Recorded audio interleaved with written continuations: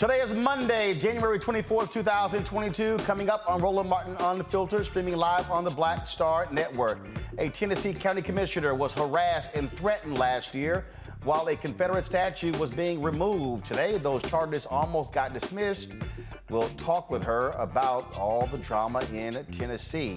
Also, folks, how hard is it for NBC News and The Root to tell you exactly how much HBCUs have received from the federal government in the last couple of years, even under President Joe Biden?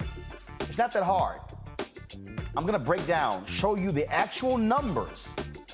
So no more drama about HBCUs not getting money. I'm going to show you exactly how much they've received, and you'll see for yourself. Also, the U.S. Supreme Court will hear challenges to affirmative action in college admissions. We'll talk with the President and Executive Director of the Lawyers Committee for Civil Rights Under Law about these important cases. Also, folks, yesterday would have been the 24th birthday of Lauren Smith Fields, the young black woman found dead in Bridgeport, Connecticut. Of course, in the presence of a white man. We'll talk with the Bridgeport County City Council member here to answer some questions about the family's allegations of how the police department is botching the investigation. Also, supermodel Beverly Johnson will talk to us about her longtime relationship with the great fashion icon Andre Leon Talley. And we are a few weeks away from our trip to Liberia for its 200th bicentennial. Tonight, we'll start our special segments about the country, talking with historian and author Claude Clegg. It's also National Eye Care Month. In our Fit Live Win segment, we'll talk to a correctional health optometrist, who will give us some tips on how to keep our eyes healthy. It is time to bring the funk. Roland Martin Unfiltered on the Black Star Network. Let's go. He's got it. Whatever the biz, he's on it. Whatever it is, he's got the scoop, the fact, the find. And when it breaks, he's right on time and it's rolling. Best believe he's knowing. Putting it down from sports to news to politics. With entertainment just for kicks, he's rolling. It's on go, roll, roll, y'all. It's Roland Martin, yeah. Rolling with Roland now. He's funk, he's fresh, he's real, the best, you know he's Roland Martin now.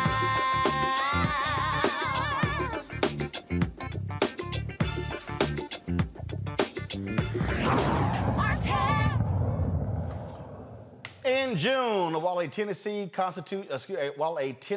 construction crew was removing the graves of Confederate General Nathan Bedford Forrest and his wife, white supremacist Nathan Bedford Forrest, a white man was harassing Shelby County Commissioner Tammy Sawyer as she spoke to the media. That man, George K. Rack Johnson, was eventually charged with misdemeanor assault. Today, those charges were scheduled to be dropped. Why? Joining me now is Tammy Sawyer, Shelby County Commissioner. Glad to have you here. So, Commissioner, what's the deal? They're dropping it for what reason? What, it didn't happen? Well, it definitely happened, but what they're saying is that the merits of the case didn't match the assault charge. So it was sent out of county to a DA in Dyer County. And Tennessee, Shelby County is the blackest county in Tennessee, so they sent it to a white county, a Republican county that had no interest in prosecuting it. So they reached out and said they were going to put in a motion to dismiss and move on. And that was until the actions happened this weekend. I'm confused. Why send it out? What, the prosecutors there can't prosecute? So our great Republican district attorney, Amy Wyrick, here in Shelby County, recused herself. She called me and said, I don't want to be accused of showing favoritism on either side. I've had run-ins with District Attorney Wyrick just because I believe that she is one of those people who upholds over policing and arresting Black people and keeping jails filled. So because of those run-ins and those disagreements, she didn't feel that she could be an advocate for me as a victim in a crime. Wow. So they're going to dismiss these charges and he just goes scot-free?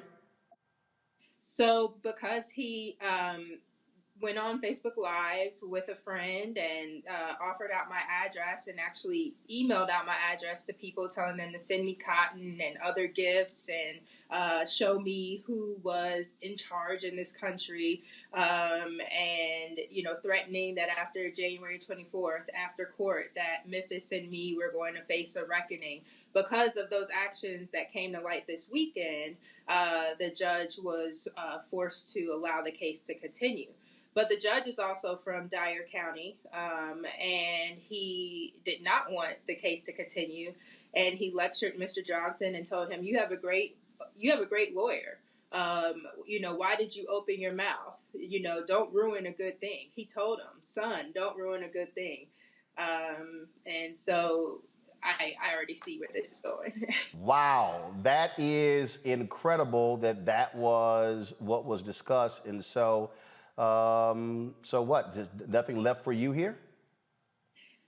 I was in court, and when I attempted to speak, the judge told me that I don't address him. I could talk to the DA. This is the same DA that never called me, interviewed me. And actually today, when the case was continued to be set for trial in March, said I'll now have to look at this case. I have to be honest. I I hadn't looked at it because I just knew it was going to be dismissed. So this is a 6-month-old situation that went viral, that was covered on your show and many others. And the DA is telling me he's never looked at the file, and now he's going to have to look at it. There's still a motion to dismiss from the defense that'll be heard on March 31st. And I have to decide if I want to even participate in a court system that I know doesn't see value in the life of a Black woman, elected or not. Yeah, sounds to me like you've got some folks here who really don't want to even bother with this, and so they would rather give as much leeway to this white supremacist than confront what's going on here. Oh, absolutely. I mean, the judge invited him up. They talked about fly fishing. The DA walked in with George Johnson and his attorney and hadn't even spoken to me yet. And this is supposed to be the person elected to advocate on my behalf. After it came out that Johnson had, been putting my address out, the judge did tell him not to speak about it on social media anymore, or he would revoke his bond. But the way he stated it was, I'm mad that this is continuing the case, not I'm concerned for Ms. Sawyer's safety. He didn't want to hear from me at all. And it was very clear, like many things in Tennessee, that Black lives, my life, didn't matter at all. Commissioner Tammy Sawyer, we appreciate you coming on, explaining to us what's going on here. Hate that you have had to go through this, but let us know what happens there. We see how things go there in Tennessee. Thanks for your support. I appreciate it. Thanks a bunch, folks. This is what it means to be Black in America. Also, what it means to be Black in America, folks, is to have to deal with people who really don't quite understand us, don't understand what we do, don't understand and how important it is to get information right concerning us. And I've worked in a lot of Black media spaces, and I've always said that, I don't waste time with dealing with mainstream media on lots of stuff because for me, it is about the ability for us to be able to tell our story, and I always say that they'll never be able to, as I put it, out Black me. That's how I always put it. But what drives me crazy is when we have folks who do stories that impact African Americans, and especially when we have Black targeted or Black owned media outlets who somehow screw it up, put information out there that Black people hear about and see, and then it's wrong. And then folks wonder, then people are wandering around with misinformation, and then they say this, that, and the other, and what happens with us, and it's just it's nerve-wracking. And so over the weekend, I came across this story that was on that NBC News did, and I don't know what platform it ran on, whether it was their NBC Now or whatever, but Isa Gutierrez was the reporter, and so she did this story. Now, I didn't actually see her story first. What I saw was a rewrite of her story by an Alexandria Lane, I believe, on The Root, which is not Black owned. A white hedge fund owns The Root, but they're Black targeted, a very, prominent Black targeted website. So what bothered me the most in reading this story, that it literally was a rewrite of the piece that was done. Like that was it. There was nothing. There was no original reporting. It was a rewrite. So essentially, they just took the piece that was on NBC and just rewrote it, and there you go. So I'm looking at this story. And they interviewed 3 HBCU students, and they're talking to them about, y'all can go to my computer, I'm showing the story. They're talking to them about funding. I'm trying to figure out how to get this closed caption off, but it's not working. And so I'm watching the story, and they're talking about the housing conditions and the protests at Howard University. And the whole story is about how Biden is not living up to his promises with the funds to HBCUs. Okay. They talked about how they promised some $60 million in funding and the things that they need. And then, like right here, she talks to this Alabama A&M student. Go to this. Pull it up, please. Professors to offer different classes. or more classes. We need better funding. We reached out to Howard University, and they said, in part, that they advertised additional housing for juniors and seniors and work hard to ensure those who... So, the brother from Alabama A&M was saying they needed more professors, they need better equipment, things along those lines. And so I'm listening to the story, I'm watching, and then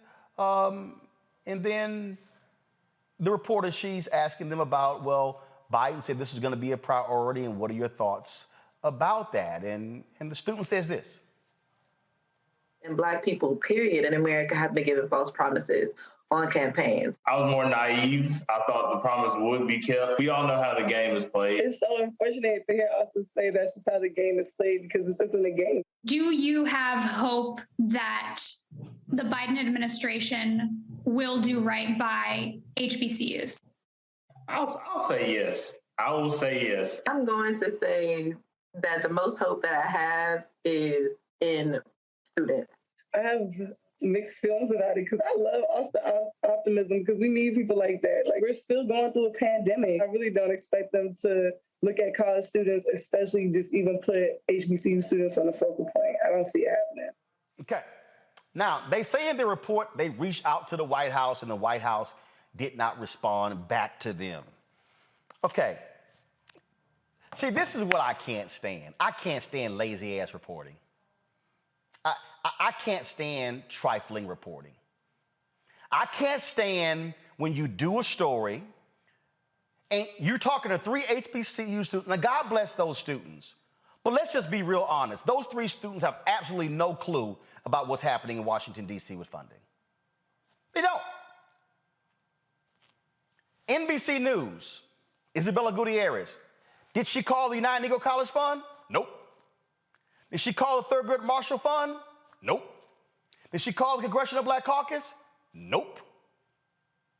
Did she call anybody? Did she call NAFIO? Leslie Baskerville? Nope. Who is the Thurgood Marshall Fund, the UNCF, and NAFIO? The 3 largest lobbyists for HBCUs in Washington, D.C. Who would know better about funding for HBCUs than NAFIO, Thurgood Marshall Fund, and United Negro College Fund? But then they don't even call the Congressional Black Caucus. Okay, why should you call Congressional Black Caucus? Well, could it be that CBC members on the House Education Committee? Should it be people like Congressman Jim Clyburn, who is in the Democrat House leadership? He's the whip. Kind of know what's going on, right? They call nobody. No facts, no details, no nothing.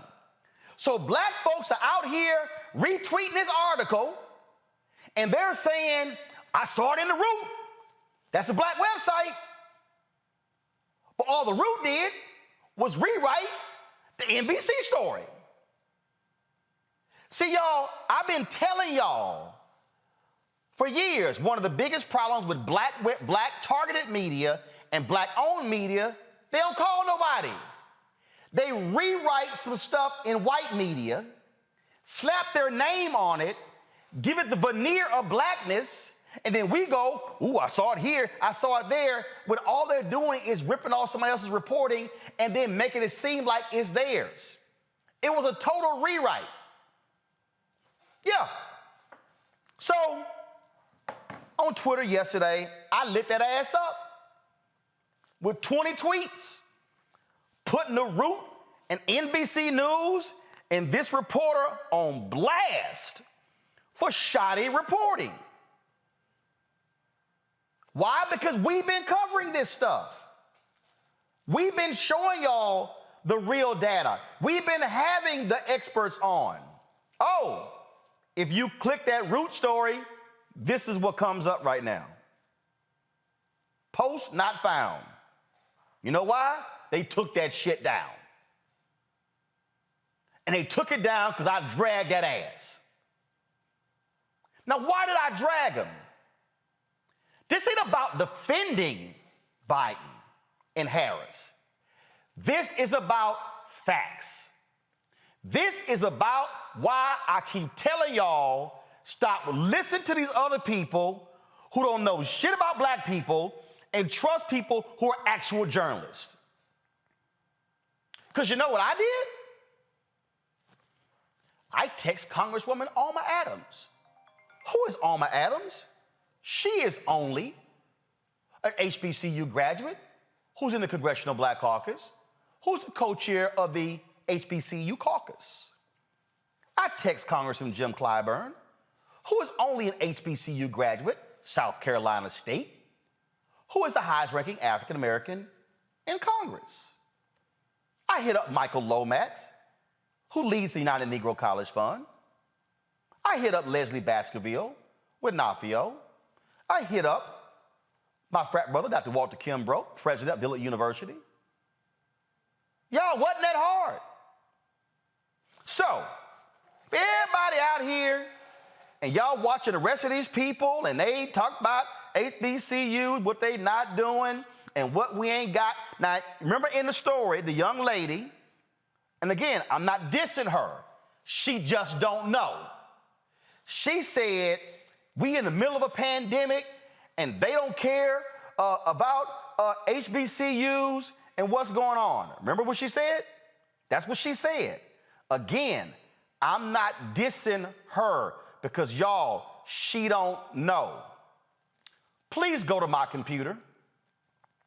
This, y'all, is a spreadsheet that Congressman Jim Clyburn sent me. What does it say at the top? COVID relief to HBCUs. Left-hand column, the first university is Alabama A&M, the one that brother was in. The first column, it says Cap 5 forgiveness. That column shows you the loan forgiveness the federal government did, the Biden administration did for HBCUs. Look at the bottom right here. $1,603,382,977.29. Y'all see the schools. Xavier, Winston-Salem State, Virginia Union, Tennessee State, Texas College, Spelman, on and on and on and on and on. Oh, let's now go to the CARES Act. This list, let me go ahead and zoom this in for y'all watching. This shows you right here, CARES Act, how much all of the HBCUs received. Alabama A&M, 9.1 million. Alabama State, 6.2 million, and go on down. 4.3, 6.7, 6.5, 3.6, on and on and on. The CARES Act was passed under this administration. HBCUs received $352,770,880 as a result of the CARES Act. Y'all ain't done. Scroll over here. CARES Act 2. Alabama A&M, 17 million. Alabama State, 12 million. Go on and on and on and on and on and on and on and on and on and on. CARES Act 2, HBCUs received $578,925,495. Y'all ain't done. Scroll over to the CRRSAA Act. I don't even know what the hell that is. Maybe Rodriguez, with the UNCF, bring him in, please. Rodriguez, what is that? What is that? You were just looking at, Roland, you talked about CARES Act. That was actually for March 2020. Then the second thing, the CRRSA, we call it CRSA, that was the December 2020 stimulus. You remember the bill that on his way out, President Trump said he was going to sign it, and he said he wasn't going to sign it, and he ended up signing it. Right. It was that bill. Okay. And so what so that's CRRSA. Hold on. Hold on. I'm going to go down, y'all. In the CRRSA 1, HBCUs got $583,873,621. Okay. Now let's pause right there. Go ahead. I'll tell you what that is. That's the pot of money that every college and university in the country got some of. But that's the part that just HBCUs got. Now you're going to go into the part 2 of SRSA, and that is money set aside just for HBCUs. Now, out of that pot 1, you remember hearing HBCUs were forgiving debt and forgiving student fees, right? And they were doing things for students that nobody else was doing, even though bigger schools with bigger endowments and more resources, such as Meharry giving students $10,000 and such as that. Okay.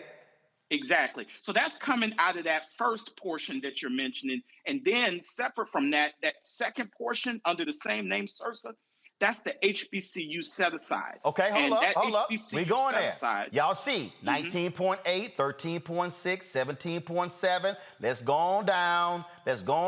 So that HBCU set aside money comes out to $852,828,978. Darn near $1 billion. And so that's money that we made the case to Congress.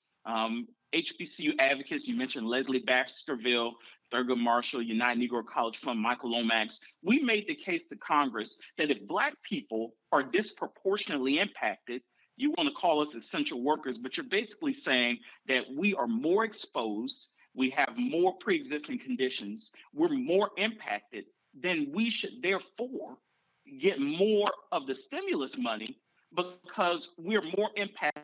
That means that the students at our schools, their parents are still in harm's way. They're more likely to die. They're more likely to be infected. And so the schools where we are attending in disproportionate percentages should get more money. And so that's the case we made. And you see that darn near $1 billion. What is ARP Act? ARP, what's that?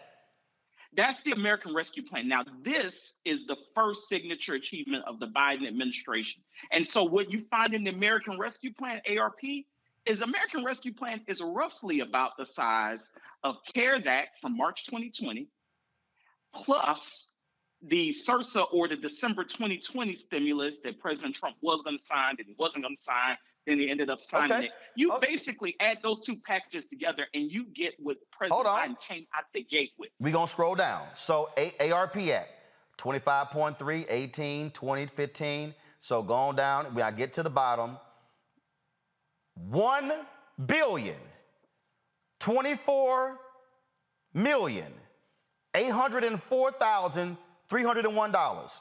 So the first. And you're just getting started. So the first major bill that President Biden signed, this is not the federal government budget, this is a separate bill, was $1 billion for HBCUs. Now, and that's just the first part of it, because that's out of the part where all colleges and universities each got a piece. So places like UNC Chapel Hill got a piece, and places like Emory got a piece. But out of that piece that all colleges and universities got, that was the HBCU total. And then in addition to that, again, because the disproportionate impact that the pandemic has on Black people, we made the case for the A2 that you're about to go into now, and above that $1 billion that you and the AP projected, was that Build Back Better? Was that BBB? No, you're still in the American Rescue Plan. Okay, so we're talking about actual law. We're not talking about anything proposed yet. So ARP Act projected. Y'all see 34.6, 23 point, going down, going down, going down, going down. It comes out to $1,487,453,737.63. So Roland, I want to help put this in perspective. I've been doing this work for HBCU lobbying, advocacy, making the case for these schools to Congress for a good bit of time now. And HBCUs, before the last 4 or 5 years, in legislation, we're never in the same sentence with the word billion. And if you look back at the stimulus that happened during President Obama's time, which gives you an apples to apples comparison on stimulus packages, you were not going to find that HBCUs had a particular set aside. And so what you're seeing now is these schools are rising to the point where they are garnering more attention from public policy leaders and decision makers in Washington. And so that they're not fighting for scraps, but they're starting to get real money and investment, the kind that they've deserved since their inception 200 years ago. Now, folks, I want y'all now to look at this here. This last column. It shows you all of those bills broken down by how much each one of the schools got. Alabama A&M got $207.4 million. Alabama State, $232.3 million. It's just gone. Let me just scroll on down. You got this 108 right there. That's Clark Atlanta. Clark Atlanta got 108.3. Keep going. Y'all see that big number? 307. That's Florida A&M. Got 307.2 million. 184, 111, keep going, all these numbers, you see that, y'all, I'm showing you actual numbers, okay? Actual numbers. Big number right there. Out of all of these bills, HBCUs got $6,484,039,989.92. Now, go ahead. So let's put everything in perspective, because the question that everyone wants to ask, and it's really kind of unfair, and I'll tell you why, is which administration was better for HBCUs? That's what they all want to say. Now, by the numbers, if you're only going to look during coronavirus pandemic time, and you're only going to look at these major pieces of stimulus legislation, you saw what President Trump and that Congress did in March 2020 plus December 2020 basically equals just about what President Biden did in his one bill, the American Rescue Plan, in March of 2021. It took those two bills, the first two, together under Trump to get what President Biden came out the gate swinging and achieved early in his administration. So all this talk about they haven't been successful and they haven't done anything meaningful is just really some inside the beltway chatter. Now see, now I'm about to really mess y'all up. I'm about to really mess y'all up because I'm about to show you really, in terms of y'all can understand apples to apples. State HBCUs that are public institutions, they are largely funded by the state government. It is not the responsibility of the federal government to be funding state colleges. It's the state. Let me show y'all the deal. Go to my computer. Take Alabama A&M. Alabama A&M state appropriations, fiscal year 20, was $46.7 million. They got $1.1 million in state grants. So the total funding for Alabama A&M was $47.8 million in state funding. Listen to me closely, y'all. $47.8 million. That brother who was on the NBC story, he was saying we need more professors, more buildings. Y'all, the state's supposed to fund that. Look how much Alabama A&M got in federal COVID relief. $207.5 million.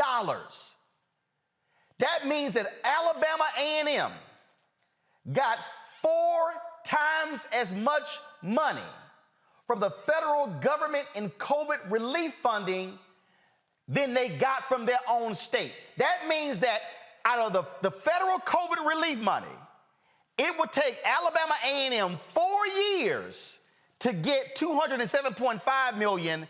That's what they got in COVID relief. Go on down. Alabama A&M, Alabama State, 54.9 in total state funding. How much from federal COVID relief? $232.3 million.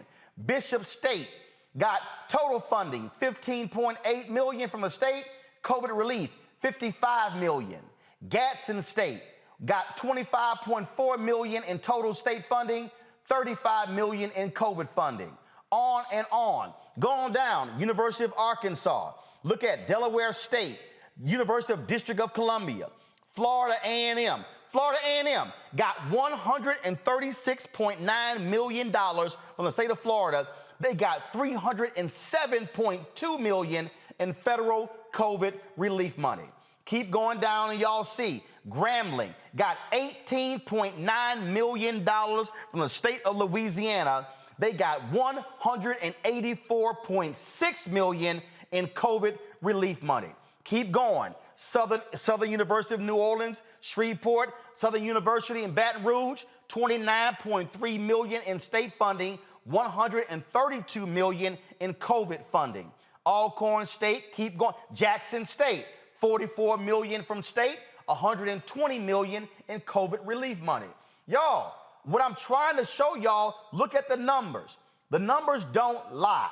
These are actual numbers. This is a spreadsheet that we got from Congressman Jim Clyburn's office that is detailing the exact numbers. Tennessee State, $63.2 million from the state, $115.5 million from the federal government.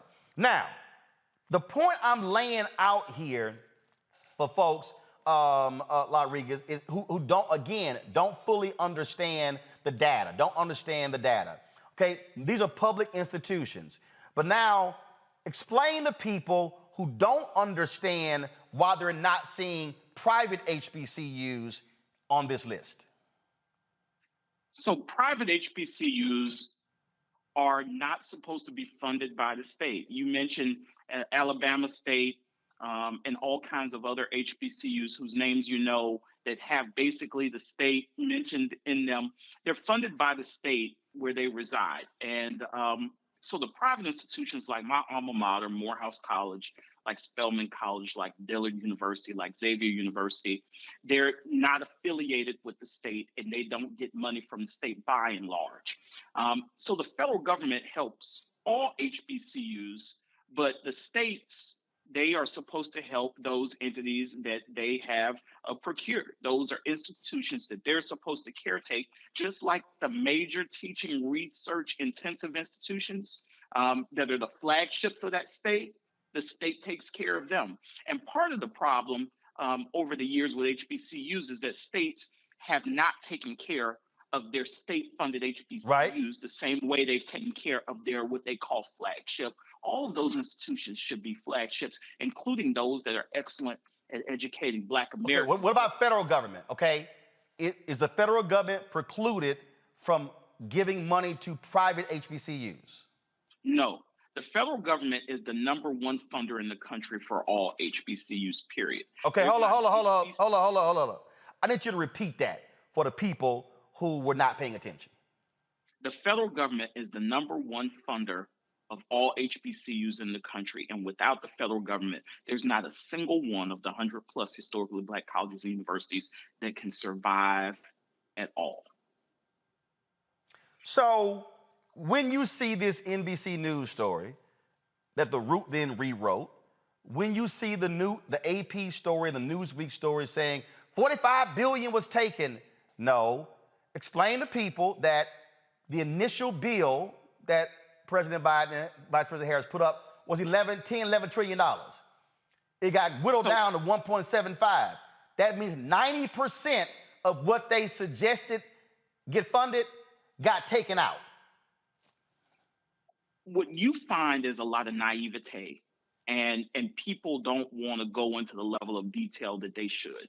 So you look at President Biden and Vice President Harris' proposals. They had two. There was one for infrastructure and there was one for families. When you put together what they had in infrastructure plus what they had in the families plan or the human infrastructure, when you put them together, you had a commitment to historically Black colleges and universities that no other president had ever made. So Roland, you look back at the history of presidents of the United States, and you're going to find largely that in their budgets, they pretty much proposed for HBCUs whatever they got out of Congress last year. No president really has ever taken a proactive stance to say, I'm writing my budget the way I want to, and I'm going to add a plus up for HBCUs, and I dare you, Congress, not to pass it. It's never happened. Now, none of the 45 people before him ever done that. But President Biden is the first and only president in history. When he wrote his budget for fiscal year 2021, He plussed up the HBCU programs because he talked to the HBCU groups before he put his budget out. And he asked, what do you guys want? And he wrote plus ups for HBCU programs in his budget. Now, I'm not talking about the COVID packages. I'm talking about fiscal year 2021 annual appropriations. The president puts out a budget first. He plussed those programs up in his budget. And I'm here to tell you, Roland, no president had ever plussed those programs up like that, ever. No president, including the 44th. No president had ever plussed up those programs like that, ever. They usually do what they call just taking the last fiscal year, copy and pasting that and putting that in the president's budget. This president, for the major program, we call it Title III. Title III of the Higher Education Act, which focuses in on strengthening institutions that have a disproportionate number of underserved students like HBCUs. This president put in a plus up of $100 million in one single fiscal year in that program. And Roland, if they pass the appropriations bills as they're written, which they're still waiting for Congress to do, and they have a deadline of mid next month to do it. Right. If they pass it, that one program will be increased by over $85 million. And that is because you, for once in the history of America, had an American president willing to put the plus up in his budget. Now, then you also have to add, Roland, because you know people like Alma Adams, and you know people like Barbara Lee, and people like Sanford Bishop. Those are the unsung heroes in this process, see, both in terms of and I was about to get there. Jim Clyburn. Yeah, I was about to get there because I got some, see, I like calling out people. I got some fool named Renee Stevens on YouTube, Rolling State capping for them white folks. No, idiot. The president can propose one thing, but Congress can always remove it. It's the black folks in the House who ensure it stays in. So when people and see not him, just them. so when folks say, "Oh, the Cory black caucus ain't doing nothing," guess what, folks? Cory Booker, Raphael Warnock, John Ossoff. You have to add all of these people together, and I'll really help break some news for you, Roland. Go ahead. Is that HBCUs get a lot of bipartisan support in Congress, as quiet as is kept. Oh yeah.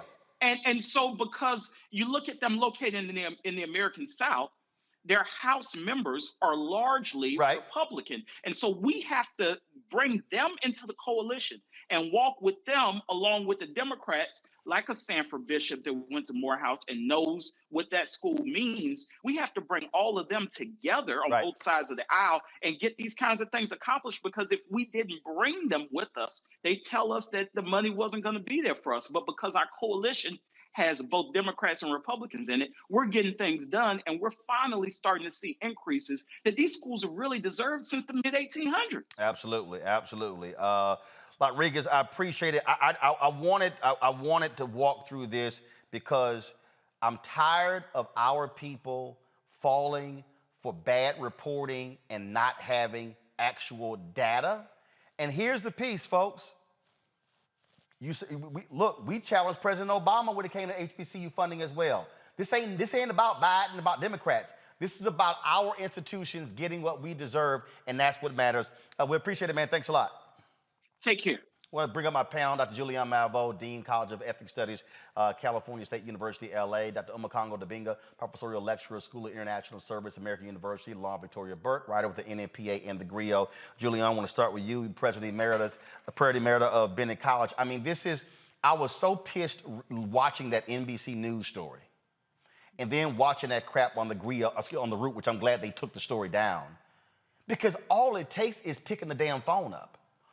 Hell, they could have went to whitehouse.gov, typed in HBCU, and would have pulled up the sheet that they put out on January 20th and the one they put out in October.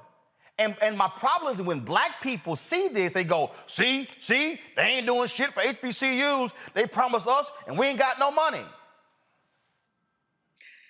You know, Roland, that I saw the same piece on NBC. I saw it a couple of times because they had it on Peacock and they had it on another platform. It was, as you said, it was shoddy reporting. It was all over the place. If a journalism student sent me that piece, I would have given them an F-, if you could, because one young person is talking about buildings, the other young lady is talking about Howard University's dormitories. it was just all over the place. It seemed almost like a hit piece on the Biden administration from a perspective of saying they haven't done enough. The reporter needs, if not fired, they need to have the child start covering street crossings or something, because it was really a poorly done piece. But the fact is that President Biden has done a whole lot more than President Obama did. Then Obama, then Trump, then Bush, then Clinton. I'm sorry, go ahead. No, you're absolutely right. And but President Biden has done a lot more than any of his predecessors had done. And I think that that's the influence of Kamala Harris, who of course is and black voters, and the pressure black people said, absolutely, you got to do something. And Cedric Richmond, who I believe is an HBCU grad, and of course Jim Clyburn, Congressman Clyburn, has always there in the cut. And I must tell you, as you lift up Alma Adams, former Bennett professor for nearly 40 years. She and I retired from Bennett College at the same time. Got it. She is indefatigable around issues of HBCUs. Her caucus is bicameral and bipartisan. Yep.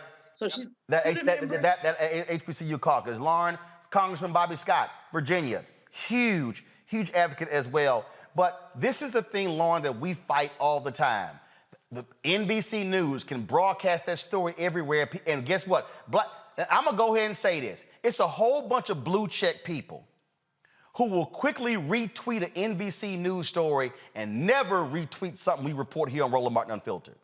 I saw all these folks retweeting the NBC News story on Lauren Smith Fields, and I'm like, y'all know we talked to the family attorney on Friday in a 23-minute report. Y'all can also share that if y'all want to.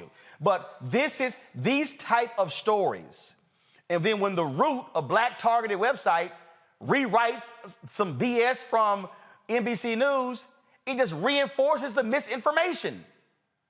Yeah, there's very few media organizations that have the reporters that will do the original reporting on something and really call like you said, they're just doing rewrites. And unfortunately, we're in an era of clickbait, in an age of misinformation. So it's really important that people actually go and do original reporting. And, no offense to Alma Adams and Jim Clyburn and everybody else, but Rodriguez left out the most important person who you just mentioned, who is the chairman of Education and Workforce, Bobby Scott, because without Bobby Scott and his staff writing the line items in for these numbers, it doesn't happen. It's Congress that appropriates the money. We do have, it was just mentioned, of course, Cedric Richmond, the connection there, but without Congress appropriating that type of money and agreeing to that appropriation, I know a lot of pressure is on Joe Biden. Everybody keeps mentioning Joe Biden and wanting to criticize Joe Biden. Obviously, you need a president that's willing, but you need Congress to appropriate that cash. That's right. And by the way, there are billions and billions of dollars in Build Back Better. Okay. And first of all, and look, our job now, Lauren, Build Back Better didn't get passed. Okay. So which means our job now is to say, all right, Biden and the Democrats, y'all had all this HBCU stuff in Build Back Better. Come up with some other bill to put the money in there. Right. For HBCUs, though, Build Back Better, of course, is huge. They're going to try to pass it in pieces. And once again, you're going to see Congressman Scott be the one who has to line item all of these billions and billions to get that through. Right. Their staff, that's the staff that is pushing all of that through. So the most important player in this actually is Bobby Scott. Yeah, I mean, but when people say HBCUs don't do it, I'm sorry, that CBC members don't do anything. You have a CBC member, Bobby Scott, is the quarterback of all of this money. So I'm gonna go. It's interesting. Go to my computer again, y'all. 6.4 billion. 6,484,039,989.92. The president can propose. He can pontificate all day. The Constitution states any appropriations starts in the House, not the Senate. So for all the people who say CBC ain't shit, they ain't doing shit, you do not get this $6.4 billion unless the CBC fights for it. Absolutely. Look, man, I taught 3 classes at American University today, and I just sat down for a half-hour class on this stuff, and I've been schooled, man, and it's amazing. People always want to come at the CBC first before they go to anybody else. Right. And one of the things that really bothers me is that I've heard Biden speak about this. I've heard Vice President Harris, but I feel like when we talk about some of the messaging issues that they have, I don't know if this sounds petty or something, but part of their communications teams, man, they need to actively go after these folks who are putting out this misinformation and I would say disinformation like you've just done. Because these pieces, NBC, this is a hit piece. People are looking at any opportunity to go at Biden and his black agenda. And look, you, like you said, you talk good. I mean, if you do good, I'm going to talk about you. You do bad, I'm going to talk about you. You are as critical as Biden as you are praiseworthy when he does things worthy of praise. And this is one of them. And all of the CBC leaders who have led this need to be commended, but the Biden administration needs to do a better job at hitting these types of organizations, the NBCs of the world, the Roots of the world, putting out this disinformation because he can't come at it. Vice President Harris can't come at it, but that communications team got to do a better job of checking this stuff on a daily basis. And before I go to break, to your particular point there, and I appreciate the White House sending me this, but this release that they sent me is a perfect example of what's a waste of paper. They sent me Biden-Harris investments in HBCUs yielding sweet fruit. And they go on in here, and this is the biggest mistakes that these people make. They put in here more than $5.8 billion to HBCUs. The investments enable these colleges and universities to shift from classroom and laboratory-centered learning to virtual learning, blah, blah, blah, blah, blah. And then you go on, and then you go on, and more verbiage, and more verbiage, and more verbiage, and more verbiage, and more verbiage, and more verbiage.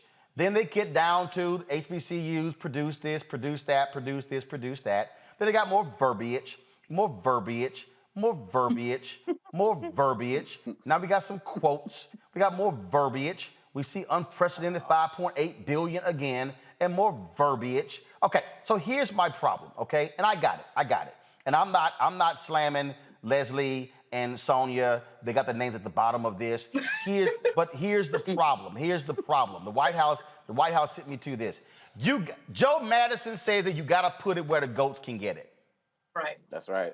You got to say, for example, Alabama A&M got 48 million from the state, 207 million from the federal government. You got to break that thing down. This don't do it, y'all. I'm just letting y'all know. It's a historic investment in HBCUs. They don't mean nothing. Headline. They don't mean nothing. They don't mean nothing. You got to. Wrote that release didn't go to J school. No. But it's a press release, and I get it. And again, I love Leslie, but Leslie, I'm gonna call you when the show's over. But you got to make that thing plain so people understand. That's what I'm trying to get people to understand. So for everybody out here, I got to go to my next story, but I'm trying to explain to all these people out here. This is not about, oh man, you trying to protect the Biden administration. No, I'm trying to protect facts. And so right now, y'all can go out with the real facts now. I put the spreadsheet. I'm going to put it on social media. So everybody out there, oh no, man, you got the actual hardcore numbers. So I'm not playing this game again, and I am going to pull up the data of what the Biden folks had in the Build Back Better plan. I have it right here, but I'm doing it another day. And I'm going to say, now we have a target of what now to fight for. Because it didn't get passed. Because now you got to know what you're fighting for. Got to go to a break. We come back. We're going to talk with the head of the largest committee for civil rights under law, the Supreme Court. Oh, Lord, they're going to take an affirmative action case. Y'all know Clarence Thomas, he is just salivating at the opportunity to end affirmative action. You're watching Roland Martin Unfiltered on the Black Star Network, where we know how to call people to get factual information.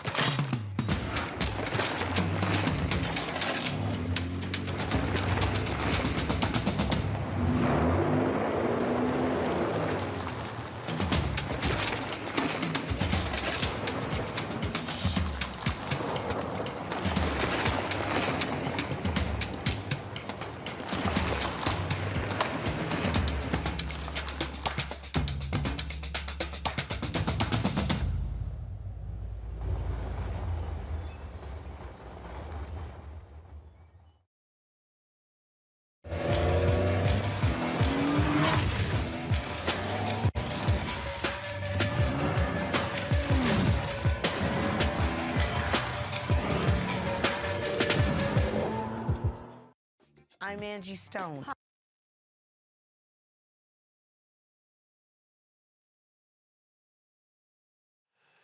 All right, today, Supreme Court, folks, announced they're going to hear a affirmative action case dealing with Harvard University, University of North Carolina. You gotta know these conservatives have been chomping at the bit to get rid of affirmative action. They've been dealing blows to a number of different cases. They took up the abortion case out of Mississippi.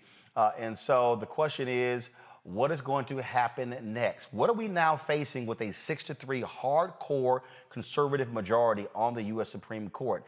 We're joined now by the President and Executive Director of the Lawyers Committee for Civil Rights Under Law, Damon Hewitt, live from D.C. Damon, glad to have you here. Folks like you, folks like me and others have been saying, warning for years, this is what Republicans want to do. They are trying to lock themselves in. They want to control the policy of America for the next 50 to 100 years as we're seeing the demographic shifts take place in this country. White fear is driving all of this.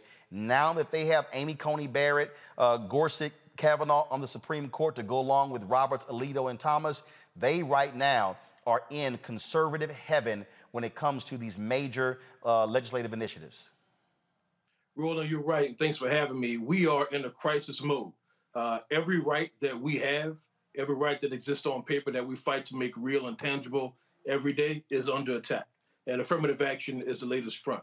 We saw this coming, but it doesn't make it any less stunning that the Supreme Court would take up these cases, especially the UNC Chapel Hill case, which hasn't even been argued in the Court of Appeals yet. We won that case representing students as defendant interveners in the trial court in North Carolina. Without even having the Court of Appeals have a chance to hear it, the Supreme Court has swooped down and snatched this case up, trying to rush to make its ultra-conservative right-wing point. You know, and it's so interesting. Last week, I was sitting here debating with a variety of people, and they were telling me, oh, these black judges that Biden has appointed don't mean nothing for black people. And I'm going, do you understand the power federal judges wield? Significant power. You know, I clerked for a black federal judge in the Sixth Circuit, U.S. Court of Appeals for the Sixth Circuit. That's the next level below the U.S. Supreme Court. It matters a heck of a lot who is behind that bench. It matters a heck of a lot who the clerks are, who are crafting the draft opinions for those judges as well. It all matters, and pretending like it doesn't matter is a big, critical, and tactical mistake. So, okay, so what do we do? Because look, the Supreme Court is the law of the land. If they decide to throw out the use of this, they could right now ban affirmative action. We've seen it being peeled back, peeled back, peeled back, peeled back. This right here is a conservative's opportunity to absolutely throw it out. They are salivating at the opportunity to make Roe v. Wade, to throw that out as well. So whenever you saw these hearings, they kept talking about, you know, precedent, things along those lines. We all knew they were lying. We knew the moment they got on that court, they were going to vote to get rid of a lot of this stuff. Well, look, what we have to do is, you know, me being a lawyer, we have to do what lawyers do, is to use the same legal principles that they've tried to use against us for so long and hold them up as a mirror in their face. You know, it's not only UNC and Harvard, but we also represent students in Texas at UT Austin, because they've tried yet again, Roland, after Fisher 1, after Fisher 2, they tried yet again to do the same thing in Texas. And there the trial court slapped it back and said, race judicata. That's a legal parlance for saying, been there, done that. We're not going to let you do it again, right? And so we have to hold up the fact that the Supreme Court has consistently defended the use of race and found it constitutional time and time again throughout these years, and look at all the various examples, and also look at the damage that can and will be done. Because it is clear, you could read it even in mainstream media, New York Times, what have you, that we all know, and any admissions official at the colleges and universities know, that if these policies are struck down at these two universities,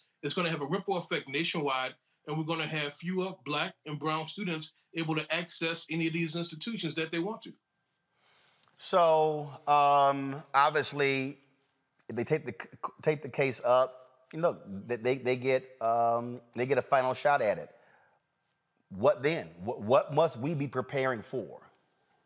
We have to be prepared to call higher education itself to the mat, because diversity, admissions, and affirmative action policies were necessary, but they were never sufficient. We know that the best of those policies even have to be paired with quality experiences for students on campus. You're not going to get the same experience at a PWI that you would at an HBCU, and I see you with your NCCU sweatshirt on, right? And that's important, but it doesn't mean that these universities can't still try to do right by Black and brown students. They also have to take a critical look at being mission-driven. You know, part of the reason why some of these policies have such a torturous time is that so many of the universities hold on to these normative notions, these kind of mainstream notions of what it means to be elite, that you have to have a certain SAT score and what have you. But if you look at the experiences and the skill set and the knowledge that Black and brown students bring to the table, that defies some of these normative measures. And so I think we have to start taking a deeper look at the meaning of merit in these institutions and open this whole thing wide open. All right, then. Damon, Hewitt, look, we appreciate it, man. Y'all are definitely on the front lines making this thing happen. Keep fighting, keep swinging. And we got to get people to understand elections indeed have consequences, and it's connecting the dots. People might not think those judges matter. This is what happens. Whoever wins the presidency, they get to appoint the judges. Whoever controls the United States Senate, they get to approve or reject those judges. That's right. It all matters, brother. We'll be fighting this fight, and it's going to take a while, but we've been in this for decades, and we'll keep at it. All right, then. Appreciate it. Thanks a lot. Folks, before we go to a break, again, all HBCU students, you see I'm representing North Carolina Central today. I always wear different HBCU gear. I partnered with McDonald's for a $105,000 in total in scholarships. That's right. In honor of the 150th anniversary of Alpha Phi Alpha, we're partnering, giving away 7 scholarships to HBCU students, open to all HBCUs, UNCF schools or Thurgood Marshall schools, but they're only for juniors and seniors. Why? Because part of the problem is that people are able to go there freshman and sophomore years, don't have enough money to stay. Julianne, no, I got one of them phone calls from her saying, Roland, we're trying to raise $30,000 to keep some girls at Bennett. Can y'all give some money? Well, y'all, that's real. And so this scholarship, I specifically said I only want it for juniors and seniors as a way to keep them in school and to keep them on path to graduate. All you got to do is go to tmcf.org to apply. tmcf.org. Everything is on there. The deadline is February 28th for you to apply. Now, why do I want as many folks to apply? Because even though we're giving away 7 scholarships, I want to be able to have the data to show the need. So if all of a sudden 4 and 5 and 6, 700, 800, 1,000 show up, then we can come back and say, this is why we need to have more scholarships. And so go to tmcf.org to apply. Deadline is February 28th for one of these $15,000 scholarships, folks. And so please do so. Got to go to break. We'll be back on Roland Martin Unfiltered. We'll be talking with Beverly Johnson about her longtime friend, Andre Leon Talley. We'll talk about the Lawrence Smith Fields case. Lots more to cover right here on the Black Star Network.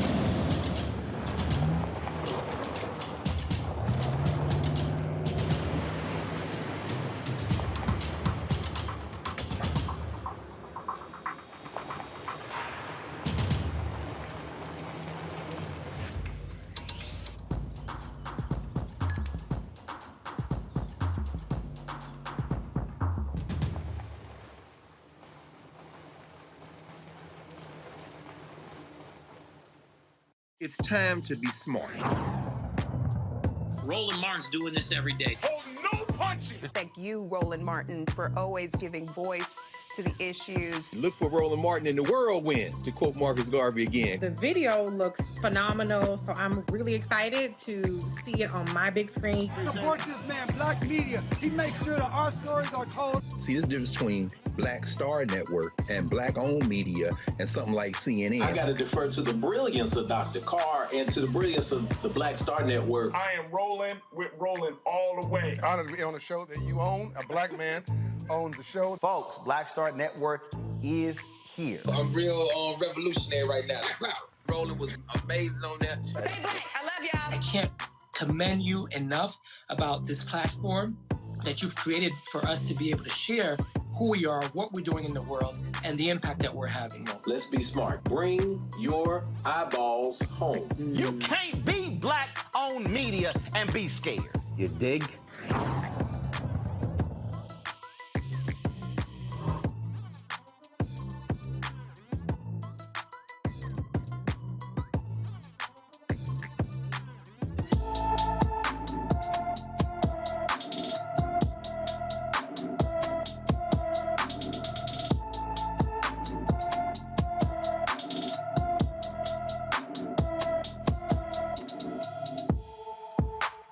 All right, folks. Marissa Bridgewater has been missing since January 9th from Hayward, California. The 12-year-old is 5 feet 5 inches tall, weighs 175 pounds, with black hair and brown eyes. If you have any information on Marissa's whereabouts, please call the Alameda County, California Sheriff's Office at 510-272-6878. I'm sorry, 510-272-6878. 6878.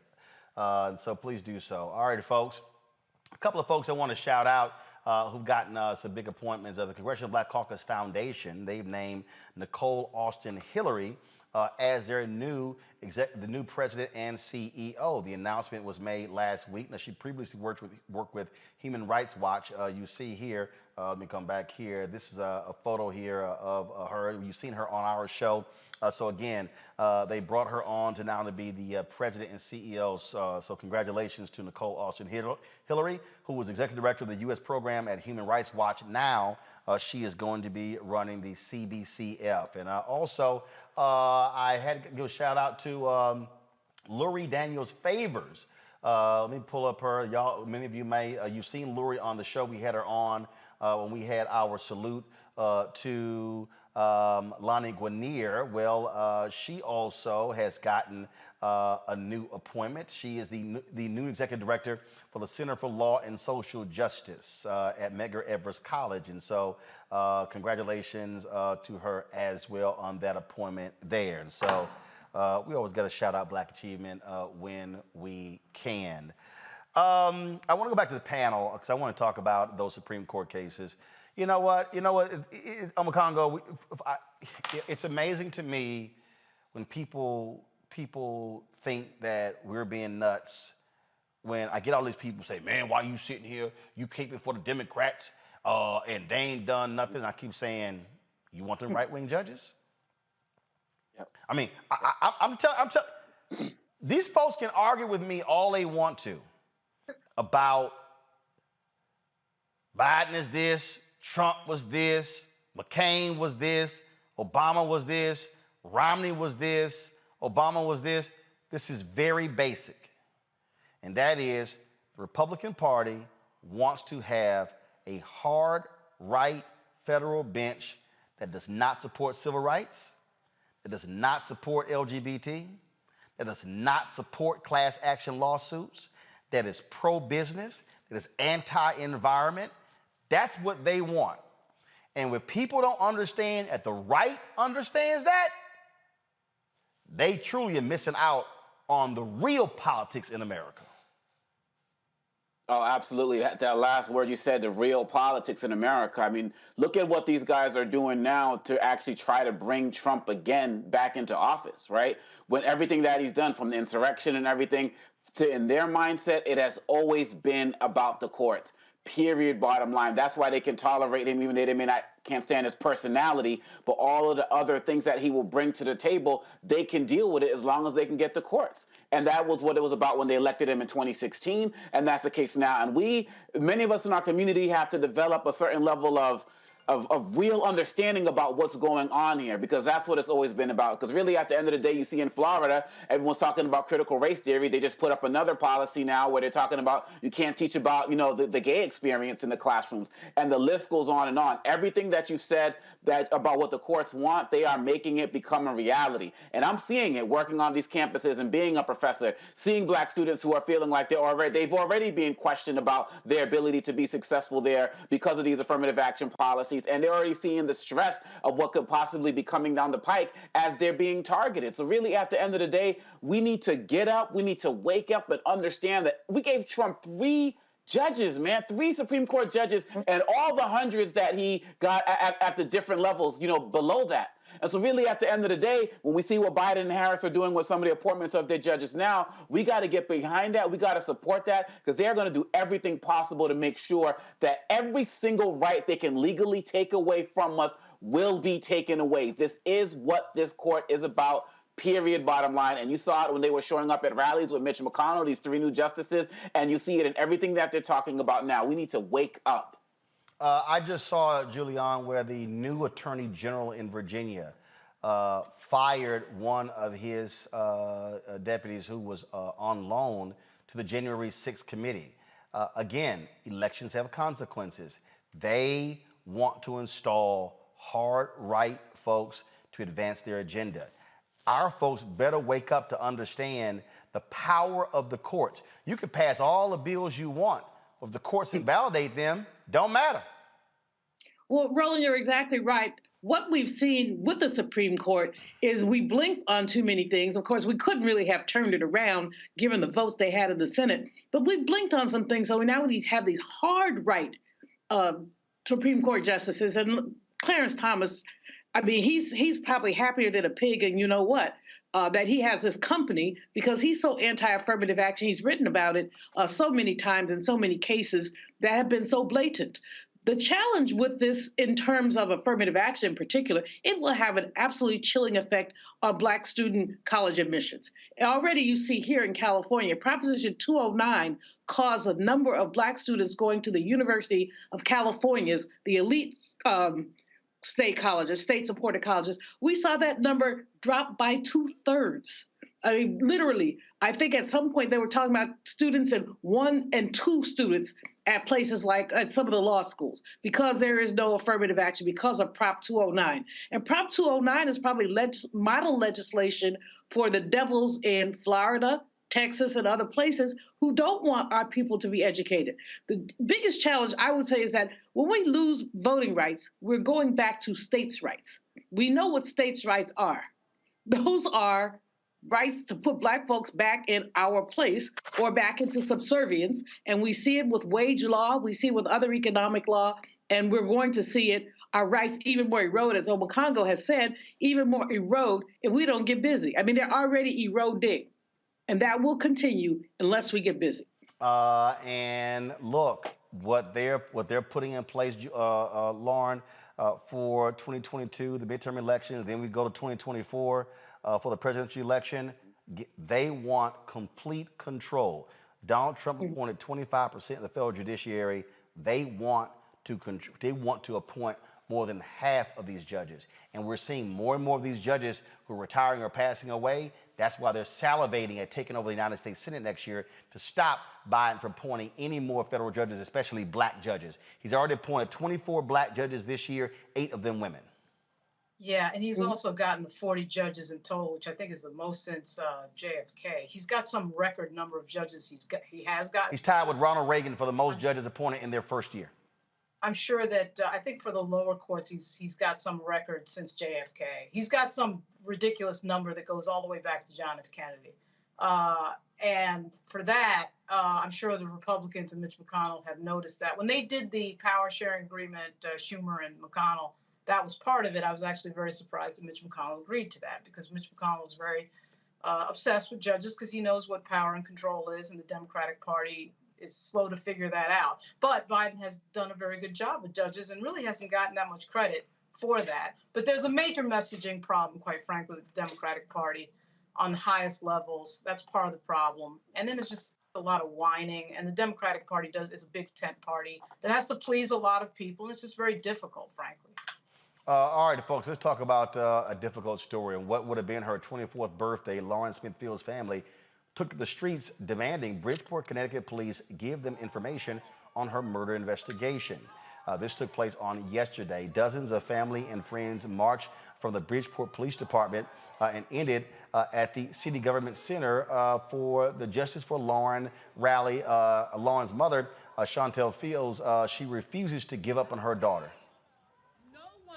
is going to discard my daughter like she's rubbish. She's not rubbish. She had a life. She had a business. She was in college. And she had family and friends that love her. Amen. No one is going to discard Lauren Smith-Fields, my daughter, as she's rubbish. They're gonna answer everything, or people are gonna lose their jobs. I want that bastard on his badge. I want his badge. Lauren was found dead in her apartment on December 12th, reportedly after a date with a white man identified as Matthew LaFountain, whom she met on the dating app Bumble. LaFountain told officers that he woke up next to Lauren to find blood was coming out of her right nostril and she was not breathing. According to the Fields family attorney, Darnell Crossland, who we had on the show Friday, the state laboratory never received any physical evidence from the scene, including a pill used as a sedative, a condom, and a blood stain in the middle of the bed. Crossland filed a notice of claim on behalf of Fields' family Friday against Bridgeport and its police department. Joining me now is the Bridgeport President Pro Tem, Marcus A. Brown. Glad to have you here. You're a member of the City Council here. What do you say to the allegations from the family's attorney, Darnell Crossland, that this has been not even a real investigation, that the Bridgeport, Connecticut Police Department is not taking this case seriously? Well, first of all, Roland, I just want to say thank you for having me. And I think the family has legitimate concerns. We know the facts of the case are that unexpectedly, a 23-year-old Black woman was found dead. And the problem for the family is that they weren't notified in a timely manner, which is a disgrace. We have an obligation as a city and as a country to notify families and to be sensitive to those families when they're grieving, to provide them with timely information in the passing of their child. There should be no excuse as to why any police department detective should be delaying the notification to let a family know that their daughter has passed. It's just unacceptable. But it's not just that their daughter has passed. How in the world is a man who calls 911, admits to being in the bed with her, he's not even according to Darnell Crossland, he's not even taken down for interview. They didn't even take his DNA. According to Crossland, the family found the condom in a trash can. They claim there wasn't even a real search for evidence at the scene. Yeah, and that's just not acceptable. We know when a situation like this occurs, you need to do everything you can to determine what the cause of this was. You need to interview every suspect. And we know in any type of situation where someone is found dead, it's usually someone close to them that we interview and we deem them as a suspect. And I don't know how any police department can determine that he's not a suspect when he was the last one to see her alive. That's unacceptable. So what questions are you and the city council asking of the police chief? Answers. We still, first, a month is out. There still is no autopsy report. The family is making allegations that the police department just, again, has failed to properly search the scene, and as a result, whatever potential evidence the family has discovered will be inadmissible because you have no chain of custody because the police didn't collect it. Yeah, and the timing of the autopsy being over a month long without any preliminary reports seems suspicious on its front face. And if I were the family, I'd be definitely asking for this case to be turned over to the state police to be investigating this. I would, at this point, have no faith that this investigation can be conducted fairly. But you said turn over to the state police. You're on the city council there. Are you and other city council members asking the state to take it over, to come in? Absolutely. What we want to see is we want to see a fair investigation. Right now, the family does not have the faith that this can be done impartially, regardless. So what we want is we're asking the state police to take over this case. And when you say we're asking, is that an actual resolution approved by the city council? Is that a vote, or is it just a press release? So it's a letter from the leadership of the city council that we want this to be taken over. Our next meeting wouldn't be for another 2 weeks, so we don't want to wait that long. So that letter's already been submitted, or you're going to submit it? We're submitting this, should be on Thursday. We're submitting this to the state police to ask them to take over this case. And what is the protocol there? It's like, so for instance, y'all asking, but who actually grants the authority? Who gives the state police the authority? Does the police chief have to cede authority? Must the district attorney cede authority? How does that actually work? Yeah. So what we've been told is that this needs to be something that the state police need to, number one, also believe that this can't be conducted impartially. And the police chief needs to be willing to allow this to happen as well. So what we want is to make sure that everyone is in agreement that this needs to happen, and it's the only way that it can happen in a fair way. So what our first step would be to write this letter to the state police to ask them to take it over. They will meet with the chief of police, our acting chief of police, Rebecca Garcia, to determine whether or not this is something that they want to accept. And I think it should be, and the family, I believe, would appreciate this being conducted by an impartial police department. You said that the police chief has to agree. Has he agreed? Has he been asked? She has not been I'm sorry, asked. she. Yeah, no worries. She has not been asked yet. Once that letter is submitted to the state police, they will then reach out to acting chief Rebecca Garcia to either turn over the evidence and information or to not do so. But the power, I believe, the state can remove this case from the hands of the Bridgeport Police Department and take it over without the permission of our acting chief of police. What it takes to get this done. That's what we will be asking and be seeking on behalf of this family. All right. President Pro Tem Marcus Brown, we certainly appreciate you joining us. We're going to keep following this case because certainly it deserves some answers. Yes, thank you for having me, Roland. Thanks a bunch. You know, Lauren, it's always unfortunate when frankly, we have to press, prod, push, demand for there to be action. And I tell you, this story has now picked up steam. More people are reporting on it, now asking questions. And it's just so much about the story that just makes no sense. 23 years old, found dead, and police don't even bring the guy down to the police station to question him. Right. And the passage of time, obviously, the breaking of the chain of custody. You know, obviously, I suspect that Bridgeport is not a premier location for, homicide detectives. But at the same time, if in fact this was a homicide, but at the same time, they've got to do better than this.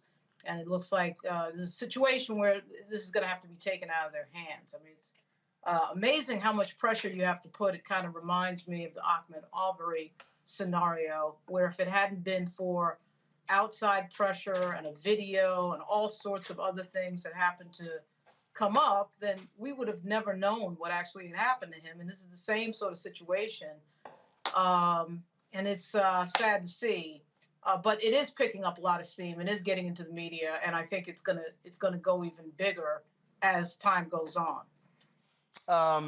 Julian, when we had the attorney on Friday, I mean, I was just dumbfounded listening just to the things that he was saying and how utterly ridiculous this case has been handled by this police department. Just callous disregard for the life of this woman.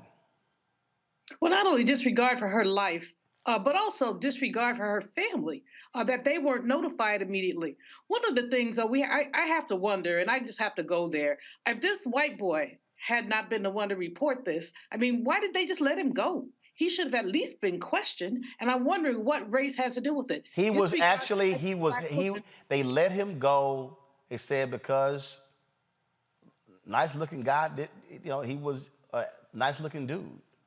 It looked like he was nice. So only ugly people commit murder? It was the weirdest. You're like, are you serious? The whole thing, he woke up, she had blood coming out of her nose, there's blood stain in the bed. I am not a detective. I am not a police officer, but there's something very smelly going on there, and somebody needs to get that boy back and question him vigorously. Now, as Lauren said, the chain of custody has been extremely compromised. The whole issue of the coroner's report has probably been extremely compromised. I'm not sure that they'll ever get to the bottom of this, but that mama is fierce, and she's going to make sure that the truth comes out about her daughter, or at least that something is done. And I think that they're just shilly-shallying here. Even our brother who was just with us, this city council has the ability to demand, to put the police chief on the carpet and say, what are you doing about this? They have the ability to have hearings. They have the ability to do a number of things. And apparently, again, we say Black Lives Matter because these kind of cases remind us that for too many people, they don't. It is just crazy, Omakongo. And again, I hope it gets more attention. In fact, that was a Darnell tweet. I'm going to pull up in a second. He sent a tweet out with regards to the site Bumble, because when he was on, he told us that they had not even, the police department had not even reached out to Bumble to get the communications that went back and forth between the two of them. They hadn't even reached out to them. And that was just crazy to me, that here a month later, they hadn't even grabbed that information. I mean, it was just like, are you serious? I mean, like that, that's kind of, to me, it's kind of basic. One of the first things that you do is get the communications. What was actually said between them? What was actually communicated? What were their conversations like? And I'm looking for the tweet he posted, because he sent it to me, and he said that this is what Darnell tweeted. Roland S. Martin, y'all want the 411 on this story as it unfolds. Stay tuned, Roland S. Martin, as we have been in touch with Bumble, and we'll be revealing we'll be revealing on Roland S. Martin everything that's turned over to us by Bumble. The family wants transparency and justice. # Lauren Smithfields. Man, I'm telling you, as a parent, man, I'm fuming inside with this story. And when you sent us this story earlier to let us know it's going to be the topic, that story you sent also mentioned a 53-year-old woman, Brenda Lee Rawls, in the same Bridgeport area, who, you know, when her sisters went to go look for her, they were just like, oh, she's dead. And they didn't find out for 2 or 3 days. And Lauren brought up Ahmaud Arbery, but I'm also going to take it back to Trayvon Martin.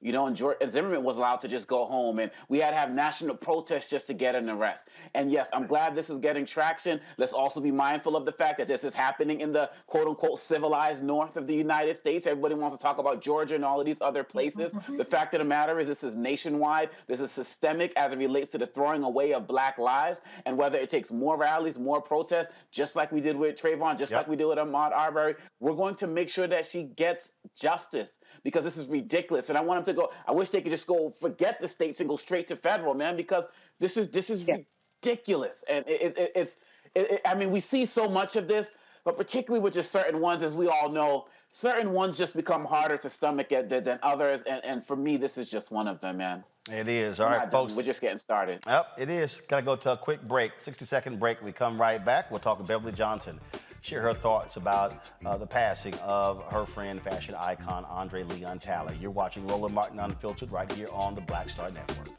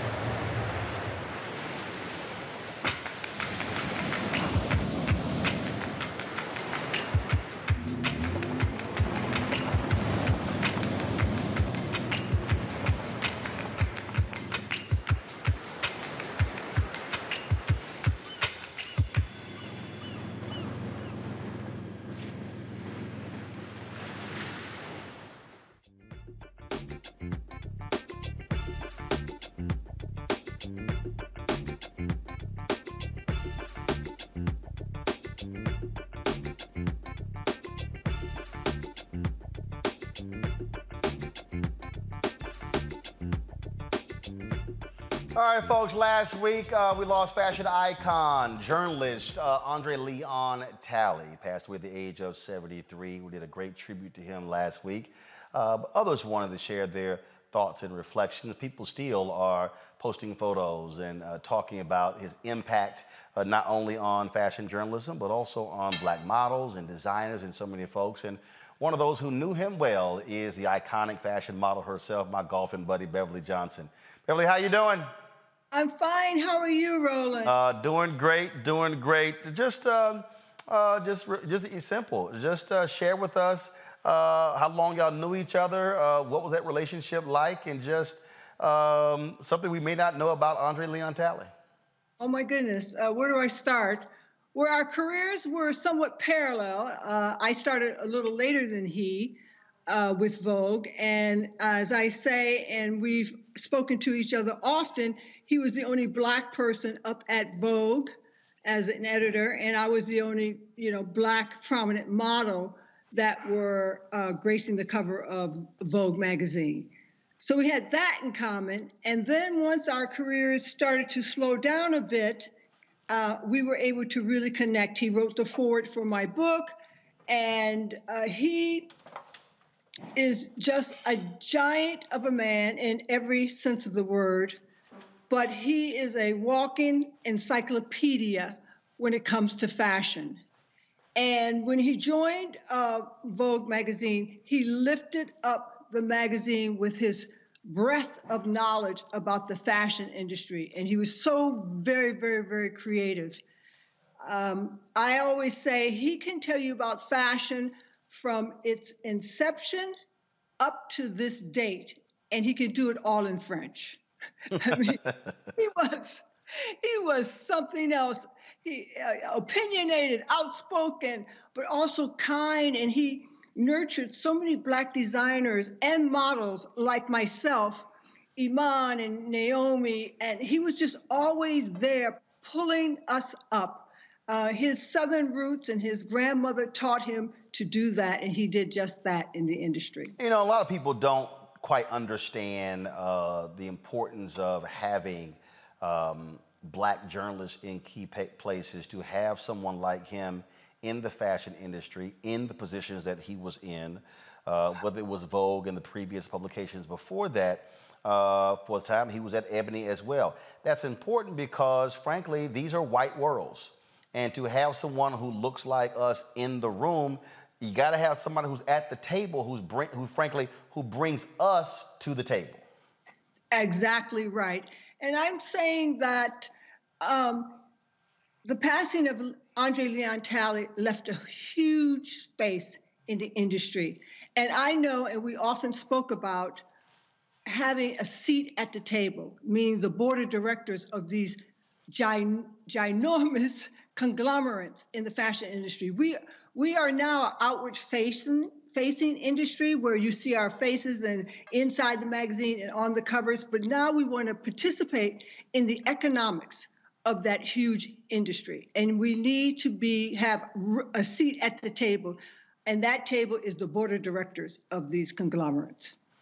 The opening doors for a new generation of voices, obviously important.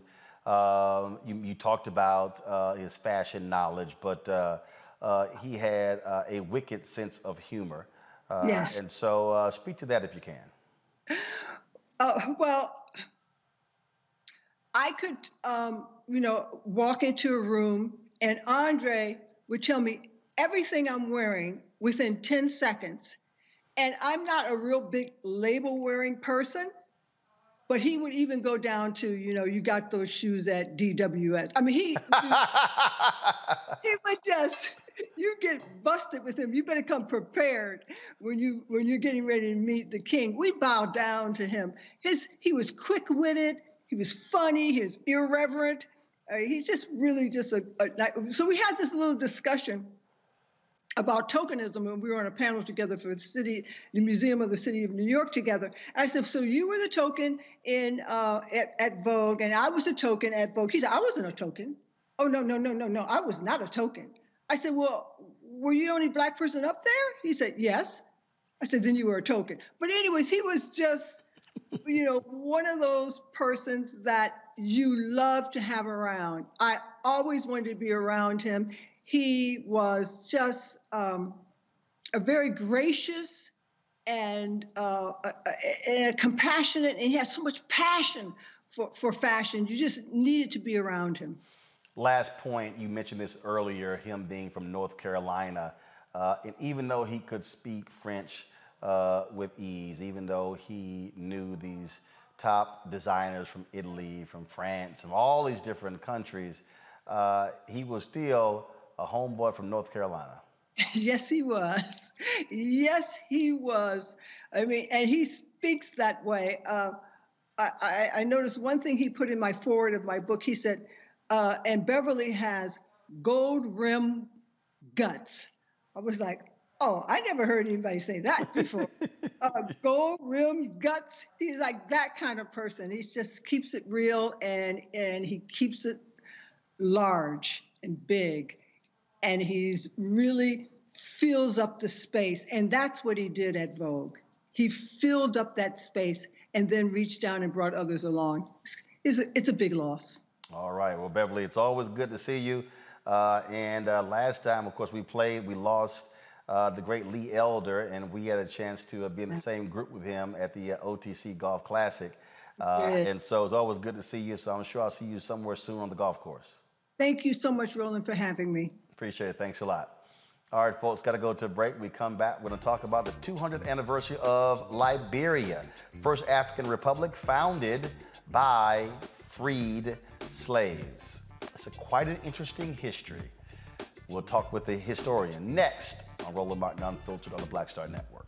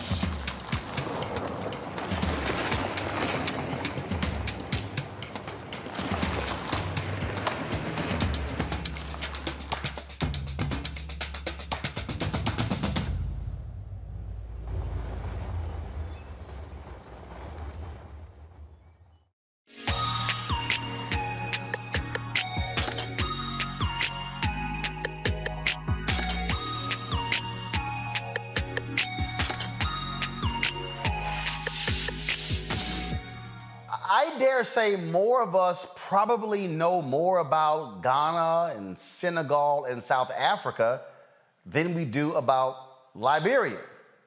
Now, many folks may not realize that Liberia was founded by former enslaved folks here in the United States. Let's now talk with Claude Clegg. He is the chair of the Department of African and African American Diaspora Studies at the University of North Carolina at Chapel Hill. He also has written a book on Liberia. That book, folks, go ahead and pull it up right there. You see it right there. And so, and I have that book. I'm reading it right now. Claude, glad to have you here. The book is called The Price of Liberty, African Americans and the Making of Liberia.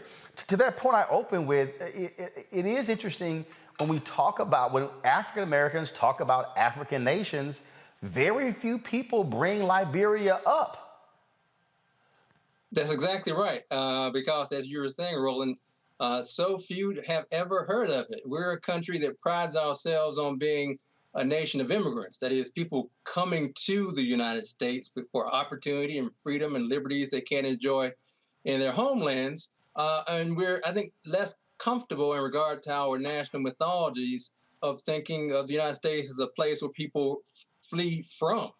And there's a whole history, a whole genealogy of African Americans who leave the United States during the 19th century, the 1800s, and go to this little colony that becomes a nation on the West African coast because they weren't allowed to enjoy the benefits of the freedoms and the liberties and the rights that other Americans enjoy because, they were Americans. So I think within our way of thinking about the United States, if you leave the United States, you sort of fall out of American history. Right. We're not so concerned with you or whatever happens and wherever you go.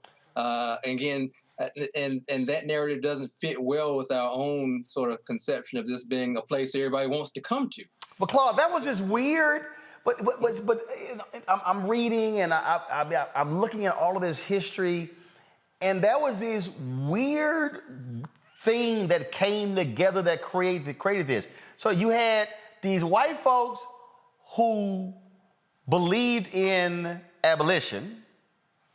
Then you had these white folks who feared black folk were going to kill them.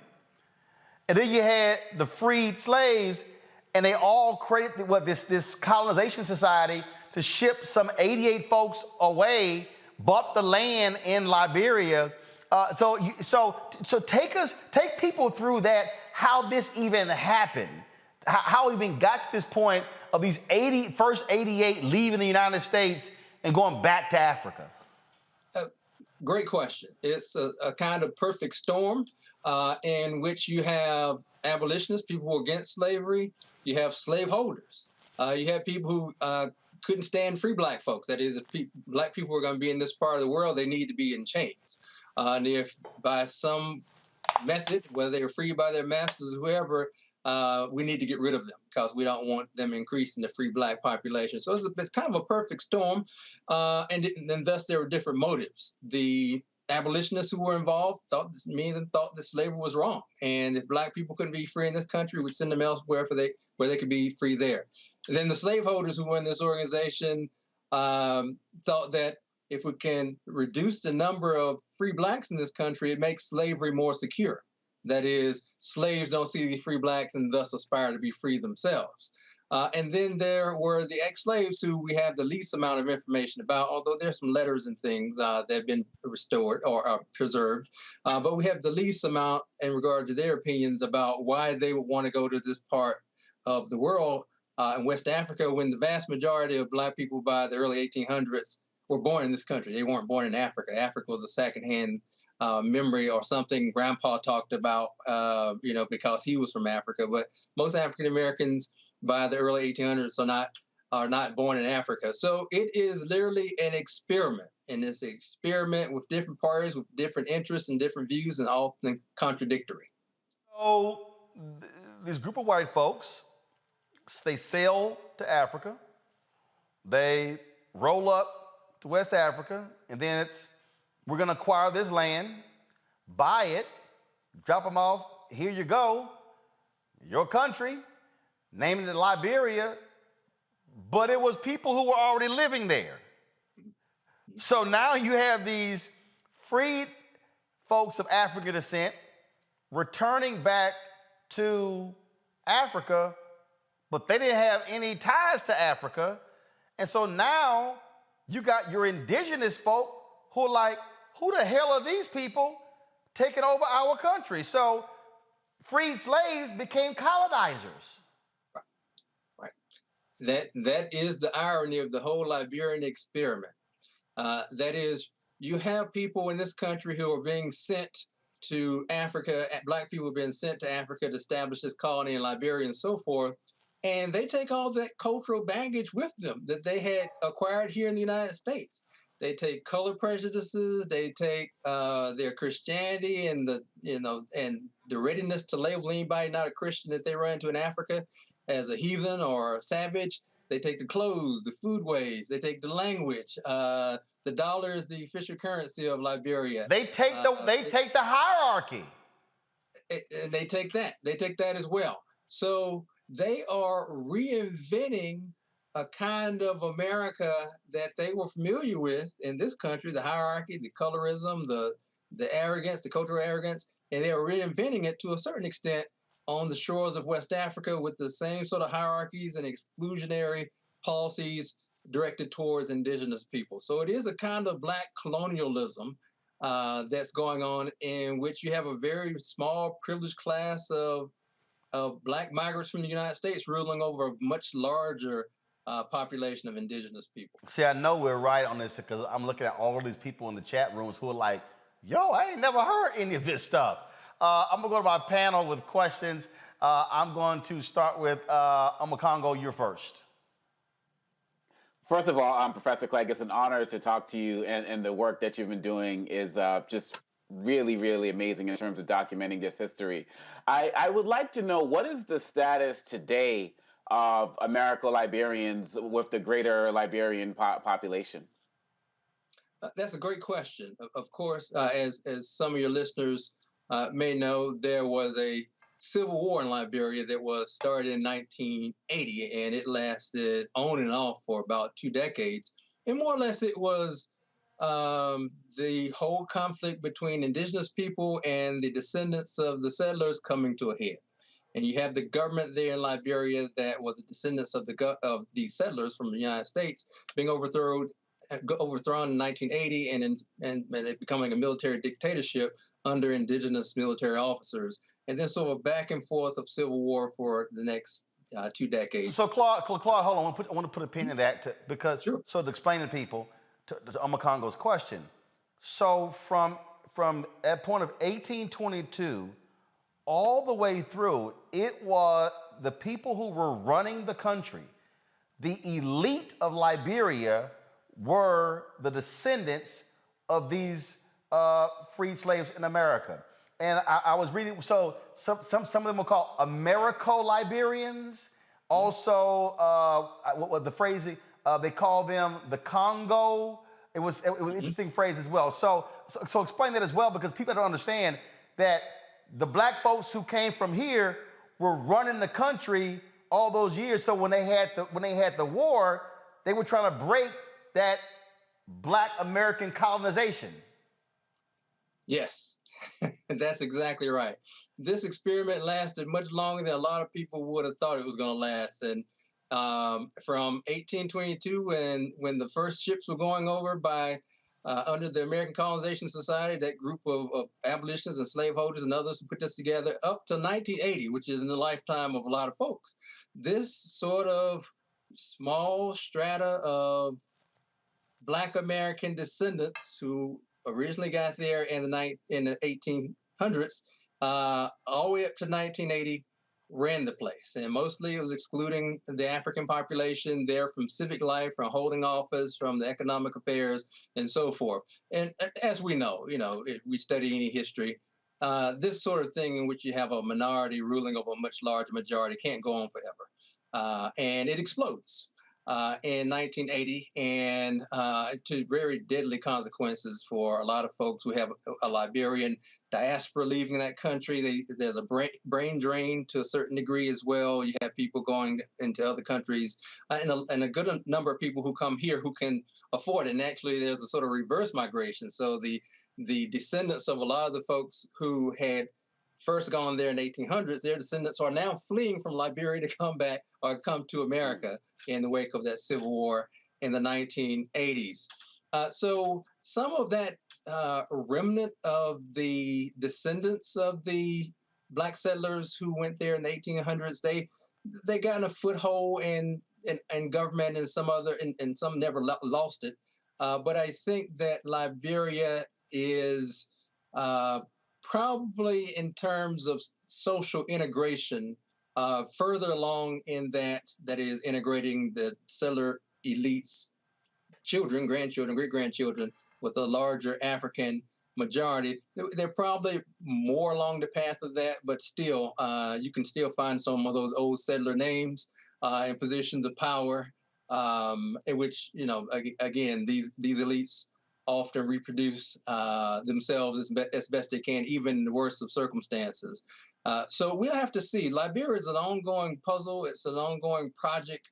While you don't see African Americans going there to settle or anything like that, you still see those linkages of Liberians who are embracing this country as, the great grandfather or the father of Liberian society. And when something bad happens, there was an awful Ebola outbreak there in 2014. And of course, you have twin things happening. This idea of America is going to step up when there's problems in its its grandchild, Liberia, on the coast, and then you have a black president in Barack Obama. So not only does America owe us because they sent us here and sent our ancestors here and so forth as settlers, but you have this black president who also owes as well. So again, I've looked at Liberia for the last couple of decades with much interest. It's an ongoing story. It has many of the same problems as many other African countries in terms of poverty and social divisions and hierarchies of all sorts and exclusion and so forth. So I'm wishing the Liberian people the best, all of them. But again, you can still sort of see those lines of privilege and those genealogy, those names still threaded through the various institutions there. Julian Melvo. Brother Professor, thank you for your work. I'm looking forward to getting your book. Years ago, I had the privilege of interviewing Ellen Johnson Sirleaf, who at that time had just been elected president. And the one thing she asked, a bunch of us sisters asked her, what can we do? And she talked about girls' education, about the education system being crumbling, but that girls were having a much more difficult time. Has that changed? Has the educational system improved? And are women and girls getting equal access to education? I wish I had a better story to report in terms of education more generally in Liberia and women's education as well. But my sense is that there hasn't been anything in terms of transformative changes. I think it mattered that Liberia had a female president for a number of years who did a credible job in the position. It was the first in the history of that country. And I think it was first on the continent. Yeah, she was the first female. She's the first female head of state of any African nation. Yes. So I think she did a credible job. I had the pleasure of meeting her a number of years ago. And she directed that same question to me. Actually, her question was, what can you do, Professor Clegg, for Liberia? And I, it caught me off guard, but I think it was the exact right question for her to ask. I think that Liberia is still recovering from those decades of civil war, largely on its own. There's been, on and off American assistance and so forth. But you can't have, 2 decades of neglect and, a civil war that goes on for a couple of decades, and then more neglect on top of that, and catastrophes. It reminds me much of what happened in Haiti and the French, the sort of neglect that the French imposed upon that country. It's the same sort of, if ever people deserve the break, the Haitian people deserve it. And I would say right behind them, the Liberian people. So, unfortunately, I don't have a good report in regard to the status of women in Liberia. I don't think it's appreciably better in terms of education and opportunity than it was 20 years ago. Lauren. Yes, Doctor. If there was one thing that you'd want people to know about Liberia, what would it be? I would want people to know. Wow, that's a great question. I'd want them to know a lot of things about it. I'd want them to know how the society, why it was created. It was created by, of course, there were indigenous people always there, and it wasn't the case, that Liberia was simply discovered. There was always people there, and they had communities, and they had government structures, and they had economies, and they had trade networks, and so forth. But the thing that drove the folks here in the United States there, their national slogan, the love of liberty brought us here, and what people are prepared to do to get themselves out of a bad situation. Again, it wasn't the case that these Black Americans in this country were returning to Liberia. Most of them had not been born there. They were Americans. They were born here. They just couldn't enjoy the fruits of American citizenship.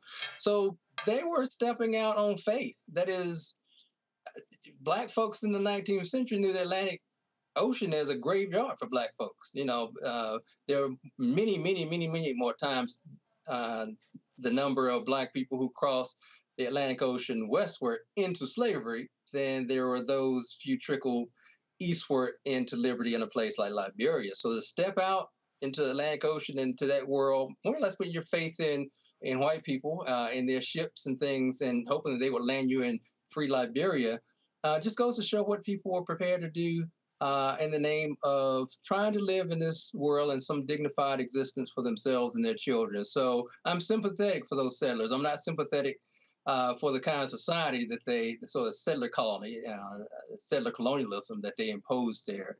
But in regard to the aspiration to be something more than American slaves, I'm sympathetic to, again, I think it was a failure of imagination on the part of those settlers who would go there and reinvent what they had known in America with all the oppression and the exclusion and so forth. A failure of imagination that reaches this, conclusion in that coup that takes place in 1980. But Liberia, I think, is a reminder of what people are prepared to do to improve their situations, even if it means stepping a world away across an ocean to do so. Last point I want to make here before we go. This is their flag. You want to talk about those American roots? It literally is based upon the United States flag. That's the Liberian flag right there. Also, there was a long period where Liberia was the envy of many African nations in terms of when William Tubman was president, the economy, roads, things along those lines. And so what's unfortunate is that this was a country that was further along economically than many other African nations. Many of those African nations started getting their independence. Obviously, Ghana was the first one. And then, of course, 1959, 1960, it began to spread all across the continent. But it was that war in 1980 that actually destroyed, in many ways, all of those decades of economic progress and set the nation back. Imagine where, and look, obviously, they had to deal with that whole, American descendant ruling class. But where would Liberia be if they did not have that 2-decade civil war that went on? That's a great question. We historians, sometimes we have trouble with those kind of what if counterfactual scenarios. That what would have happened if, and our crystal balls tend not to be as any better than others. But I think that there were a number of things broken with Liberia, even in its sort of heyday under Tubman, its former president, right before Tobert, the one that got overthrown and actually killed in the coup in 1980. You had a settler elite that was based on a house of cards. So you have a 7% of the population ruling the other 90+%. That's just a recipe for something going wrong, especially if you're trying to control and run those 90% on your own terms and excluding them from the levers of power, political representation, roles in the economy, and imposing your own sort of cultural vision on what they should be. So I think that during this period that you're mentioning, Roland, Liberia, many of us looked at this stable model of democracy and constitutional governance and so forth. But if you sort of peel back, the layers, and you don't have to peel back many, you'll see this much larger Black African population that it's excluded, and the power of the ruling elite, the settler elite there and their children, is based on the exploitation and sort of sitting on the necks of those indigenous people. Even as you're showing the world how civilized and how advanced you are, by more or less mimicking to a certain degree the United States and its constitution, its flag, its dollar, and so forth. Will you be going there this year for the bicentennial? I will not. I would love to. It's an important date, 1822, as you're mentioning it. But I will not be able to make it to that occasion. Well, we'll be there. We'll be leaving here February 11th. We'll be there for a week. Our plan is to arrive. It's about a 25-hour flight. Arrive February 12th, February 13th. Leave on February 20th. There's a huge celebration on February 14th. We're going to be live streaming events all week from Liberia. We've been communicating with the Liberian government, working with the ministers there about this. And, one of the things that I said to them, I said, let's just be clear, ABC, NBC, CBS, they ain't going to be caring about what happens in Liberia. But I do think it's important for us to be able to tell that story, what's going on, talking with folks there as well, because there still are opportunities. One of the things after Ella Johnson Sirleaf, became president, Bob Johnson actually opened a luxury hotel there. You do have African Americans who are looking at investments in Liberia, just like you're seeing the same thing happen in other African countries like Ghana, Senegal, and South Africa. And so it's important for us to be able to tell that story to get a sense of what's going on. Folks, Dr. Claude Clegg is the author of The Price of Liberty, African Americans and the Making of Liberia. We appreciate it. Thanks a lot. A pleasure. All right, folks, real quick break. We come back, our Fit, Live, Win segment. Normally we talk about working out and fitness, but your eye health is just as important as your physical health. You're watching Roland Martin Unfiltered right here on the Black Star Network.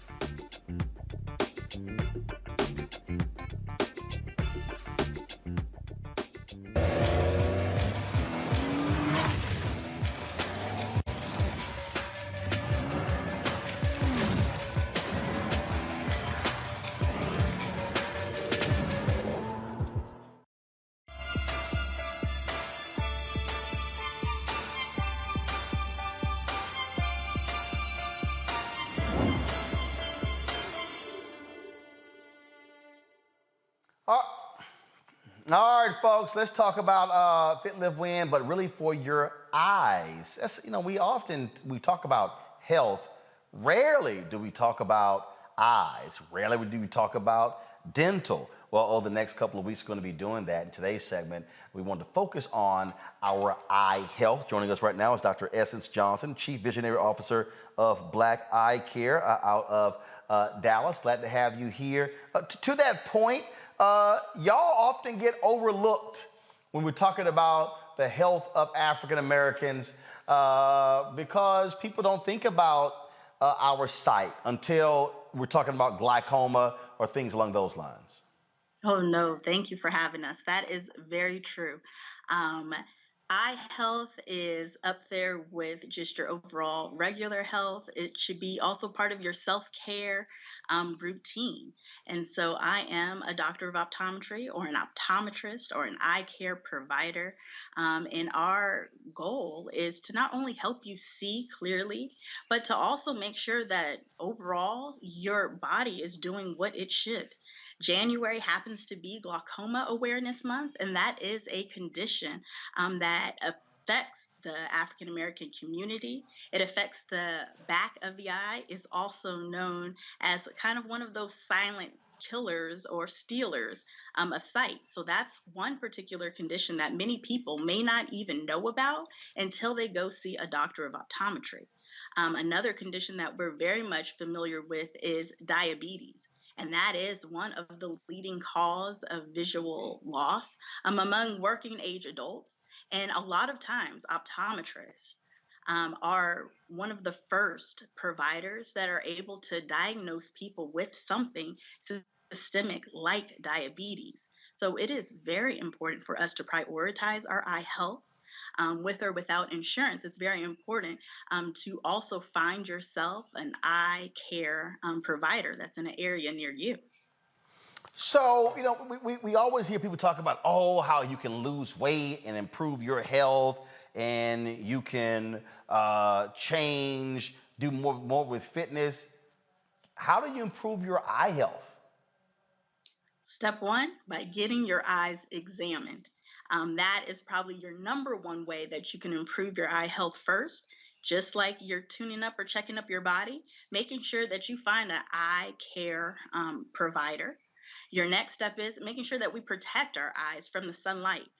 It's a common misnomer that people of color, especially African Americans, that they don't need to wear sunglass protection. We hear it even when it comes to the skin, like, we can't get skin cancer. That is not true. If you have skin, you need to protect it. And the way that you protect your eyes from the sun is making sure that you have sunglasses, transition lenses that when you go outside, they get darker so that you're able to provide that UV protection to the eyes. Every time? Every time. Really? Yes, even when. I don't, you know what? First of all, my dad been wearing shades for the longest. I mean, he got shades everywhere. And it's, to be honest, the only reason I really started wearing shades, because I play in all these golf tournaments, and there's always some damn shades in the gift bag. And I was like, all right, I got about 30 pair of these shades. I guess I ought to wear some of these. But it's just, it just doesn't, it does not occur to me ever that when I leave the house, grab some shades. Yeah, it should be second nature. So that brings up a very important point. So some people may say, I don't need glasses. I see fine. But the reality is everybody needs some sort of eyewear, whether it be a fashion statement or a functional piece. But everyone needs eye protection. So depending on the types of jobs that you have, you should be wearing safety glasses. But everyone Oh, that's safety glasses. Like I can see. I got some blind people who work for me. I ain't gonna name no names, but woo, I'm just saying. And so you're saying, so when do you know you need some glasses? Like what is it? What's the warning signs you need some glasses? I mean, when it comes to just the sun shining over your head, you need glasses. So step one, everyone needs about a pair or two or three of just good quality sunglasses. Then that next step would be if you're having problems to see. I'm sure, Roland, you can relate. If you're doing this with your arms, you feel like your arms aren't long enough just yet, you're getting into that range of presbyopia, or where you need help seeing up close. That's probably the next. Hold up, do that again. What are we looking for? What's that again? What is that? Say it again. You're tromboning those arms. You feel like you don't have go-go gadget arms anymore, and it's hard for you to see, or you need your reading material plastered on the wall. That means that you're getting into that time where you need help with your reading vision. And that's a lot of the reason why there's those over-the-counter reading glasses. But those over-the-counter reading glasses is not sufficient for every single person. So that is another sign of when you need to come on in and get your eyes examined so that you can get a pair of glasses that are made specifically for you. And then, of course, there's those of us who've been wearing glasses since we're younger. And so we always need ongoing care from our eye care provider. All right, well, I'm going to go to the panel. I know some people in the control room thinking about graduals and some other, I get a kick out of those things. So we're going to go ahead and start with Julianne, since she's wearing her little red glasses, with the first question for you. Well, I've been wearing glasses since I was 3. Literally, I have got more behind whippings because I broke my glasses because I was trying to be cute and put them in the bag and then went to try to hit somebody with the bag and then the glasses broke. So I have a history of glasses. I think I have about 8 pairs in rotation right now. But what's the difference between a lot of my friends are now getting glasses because they've gotten older? How much of vision deterioration has to do with age? And some of us are just born with it. What's that about? Yes, so what you're referring to is the vision changes that come with age. That's our presbyopia. So normally, sometimes once we get into our 40s or a little bit earlier or a little bit later, that's that part I was telling you guys about, that you just feel like your arms aren't long enough. So that part is the natural aging process of the eye. It's going to affect all of us sooner or later, whether we've been wearing glasses since we were 3 or in the 4th grade, or if we just start getting it there. Then there are people who naturally, like myself, were born that we're nearsighted. So we need glasses to see far away. And then the opposite of that is people who may be farsighted. So they need some magnification to see better, usually at reading, but sometimes at distance too. So which you're referring to, that age-related change, that's what we call presbyopia. That's when you start needing the reading glasses, or you start needing that bottom part in your glasses known as a bifocal or trifocal, a progressive lens, a multifocal. Yeah, I mean, I had somebody who was working a camera, had glasses on, and they did this move right here that, And I'm like, the hell are you looking at? You got glasses on. Go get some new ones. All right, Lauren, your question. So at what age can you get, like, is LASIK surgery an age thing? Is it an option when you get older? Is there a certain point where you cannot do LASIK anymore? Can you talk about that a little bit? I just got my eyes checked last Thursday and went into Warby Parker and got 4 pairs of glasses, which I was glad to do because I remember the days of, I've been wearing glasses since I was 14. I just don't wear them on the show because I can see everything just fine. I'm nearsighted. But anyway, Warby Parker's the best thing that ever happened, because remember the days we had to pay $400 or $500 for a pair of glasses. So I love that company. But anyway, with LASIK, where's the LASIK cutoff? Can you talk about LASIK surgery a little bit? Yeah, LASIK, it's going to be dependent on each person and each cause. A lot of times they like for your vision to be more steady and stable. So that's why sometimes it isn't done in younger individuals. So maybe you'll see people in their late teens or 20s or even 30s getting it done. LASIK is a procedure where they use some forms of laser to reshape the front of your eye, which is known as the cornea, so that you're able to see clearer and better. Typically, people with a little bit of astigmatism or that are more nearsighted fare better with that type of condition. But it's definitely something that it's case by case, but you also got to keep in mind that if the older you are when you wait to get it, that still will not stop that aging process of the eye that we were talking about earlier. So you may still need your reading glasses and things like that as you get into your 40s or 50s if you've had LASIK surgery done before. And what are progressives? And how long, what's after progressives? Binoculars? No. That is not how it works. So you're going to start with a single vision lens. A single vision lens means that you just need to see up close or far away.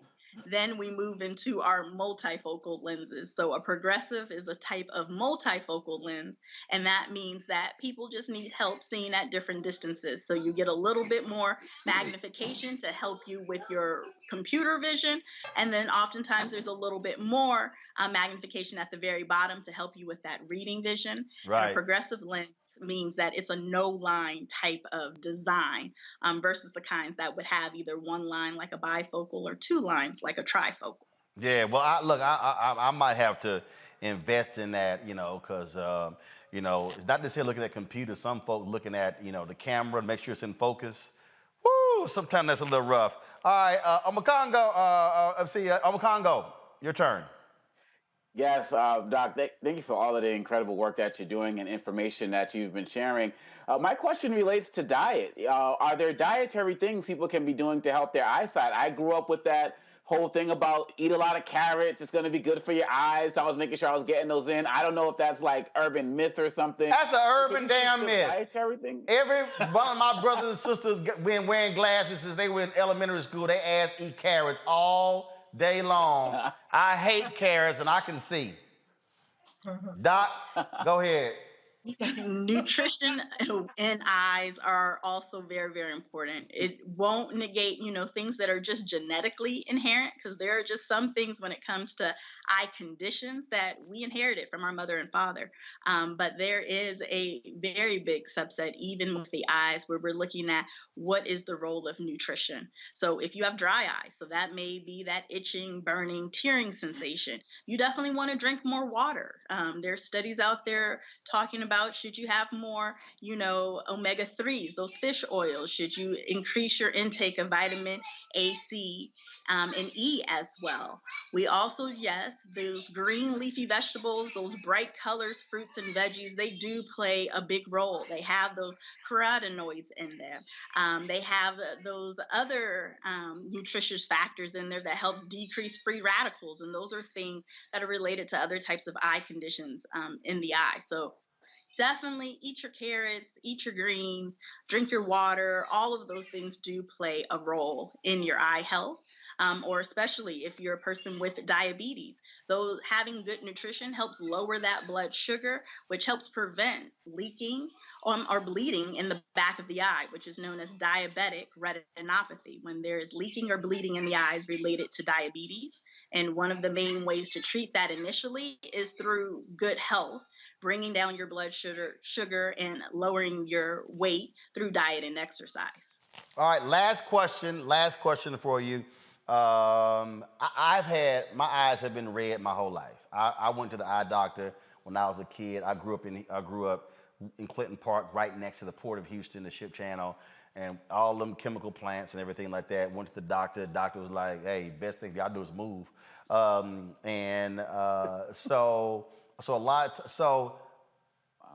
often should one put eye drops in? What is safe? Is there a safer eye drop than another one. Just your thoughts on that. Yeah, so what you're referring to is what we kind of group together and that subset of dry eye. And there's definitely different levels of dry eye, different causes of dry eye. Some dry eye is environmental, like you mentioned. Some of it is related to conditions like thyroid condition, especially if you have autoimmune conditions like lupus or Sjogren's or rheumatoid arthritis. Those are things that could also cause more dry eye. Some of the best tips that you can do can be summed up in just these simple steps. You want to make sure that you apply heat to the eyes. So you can do that with a warm compress, so a towel, microwave, hot water. They make prepared kind of eye compresses that you can put in the microwave with little beads in it. That helps give concentrated heat because along each of your eyelids and your glands, there's oils in it. And tears are made up of an oily substance, a fatty substance, and a watery substance. And so you want to use that heat to help get those oils moving out through those glands in your eyelids so that they can mix in with the tears to prevent them from evaporating. The next thing you want to do is clean your eyelids and lashes. We have good bacteria, we have bad bacteria, and a lot of times those are the things that are causing that burning sensation or that redness or that irritation. So cleaning your eyelids and lashes with baby shampoo. They make over-the-counter prepared solutions in the forms of scrubs or pads or special eye soaps. So you want to do that to help clean up that debris, keep those eyelids and lashes as clean as possible from the bad type of bacteria that causes further irritation, and then lubricating drops. And yes, not all lubricating drops are created equal. A lot of those ones that say they want to get the red out are doing so with a medication that can make the blood vessels smaller, and over time that can irritate the eyes. So you want a good lubricating drop. There are quite a few on the market. Some popular ones that you may have seen on TV are like Refresh or Systane or TheraTears. So you want something that doesn't say get the red out or get the itch out. A lot of times you want a good old-fashioned lubricating drop, artificial tear, and the key with those tears is to use them frequently. One drop is not going to be enough, especially if you're already having those symptoms of burning, itching, or tearing. That means that your eyes have been dry for quite some time.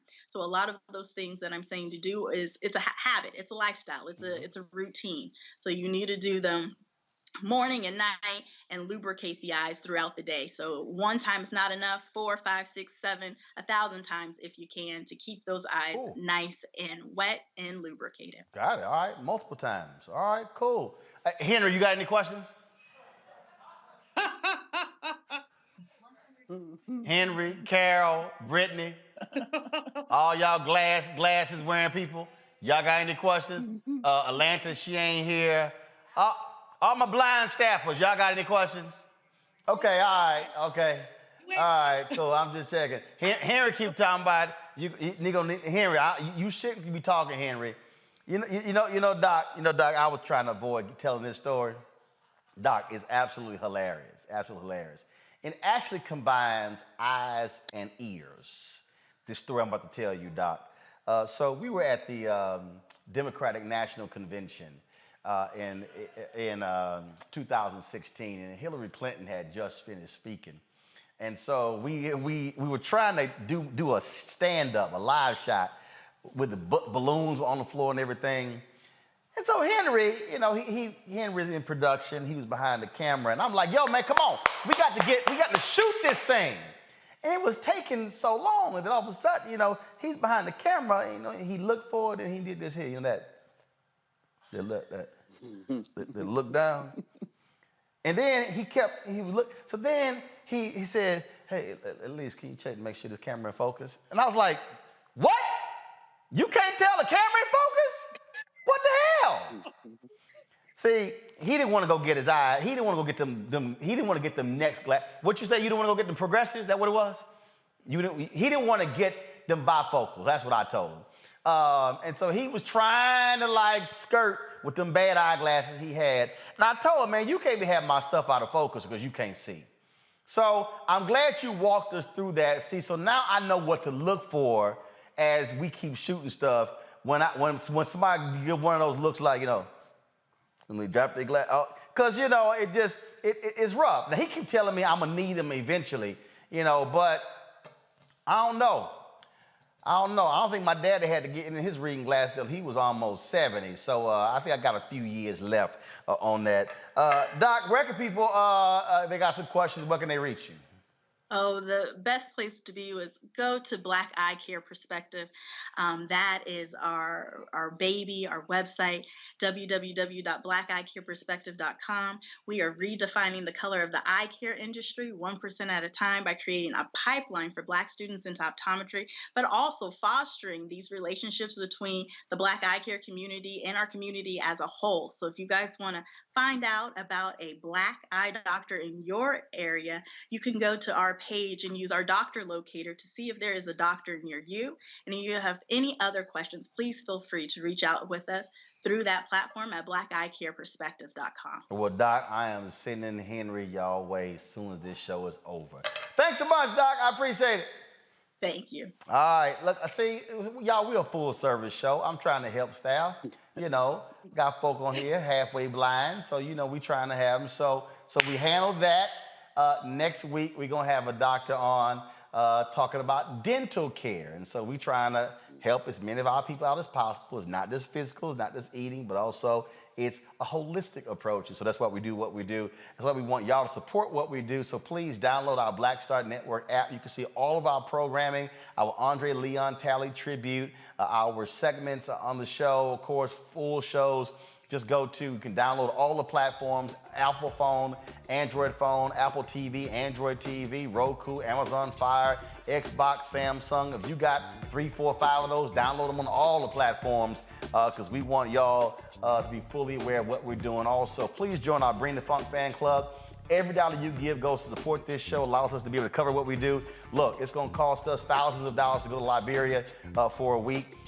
We are assembling a crew of 5 folks to travel there. And so I got a former CBS News producer, freelancer who's going to be rolling with me, camera folks, a couple of camera folks, audio guys as well. We got people in Liberia we've already connected with. And so we got some great things lined up. Your dollars make it possible to us to do what we do. Cash App, $RM Unfiltered.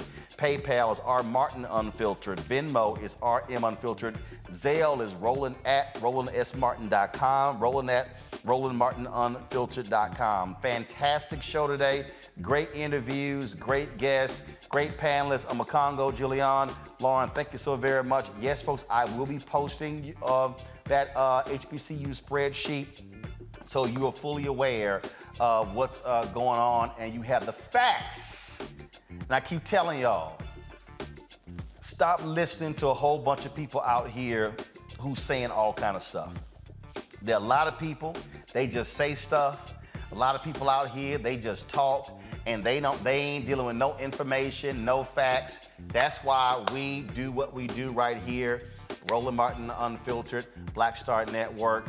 And we got some great stuff coming up. Folks, January 31st, we launching our first of our 4 new shows. I cannot wait to show you the promos for each. Yo, we about to go to the next level with this thing, and so we appreciate all of y'all supporting North Carolina Central. Number for y'all as well. All right, I'm gonna see y'all tomorrow right here, Roland Martin Unfiltered. I'll be talking with Senator Cory Booker tomorrow. Y'all don't want to miss that conversation. I'll see you then. Ho!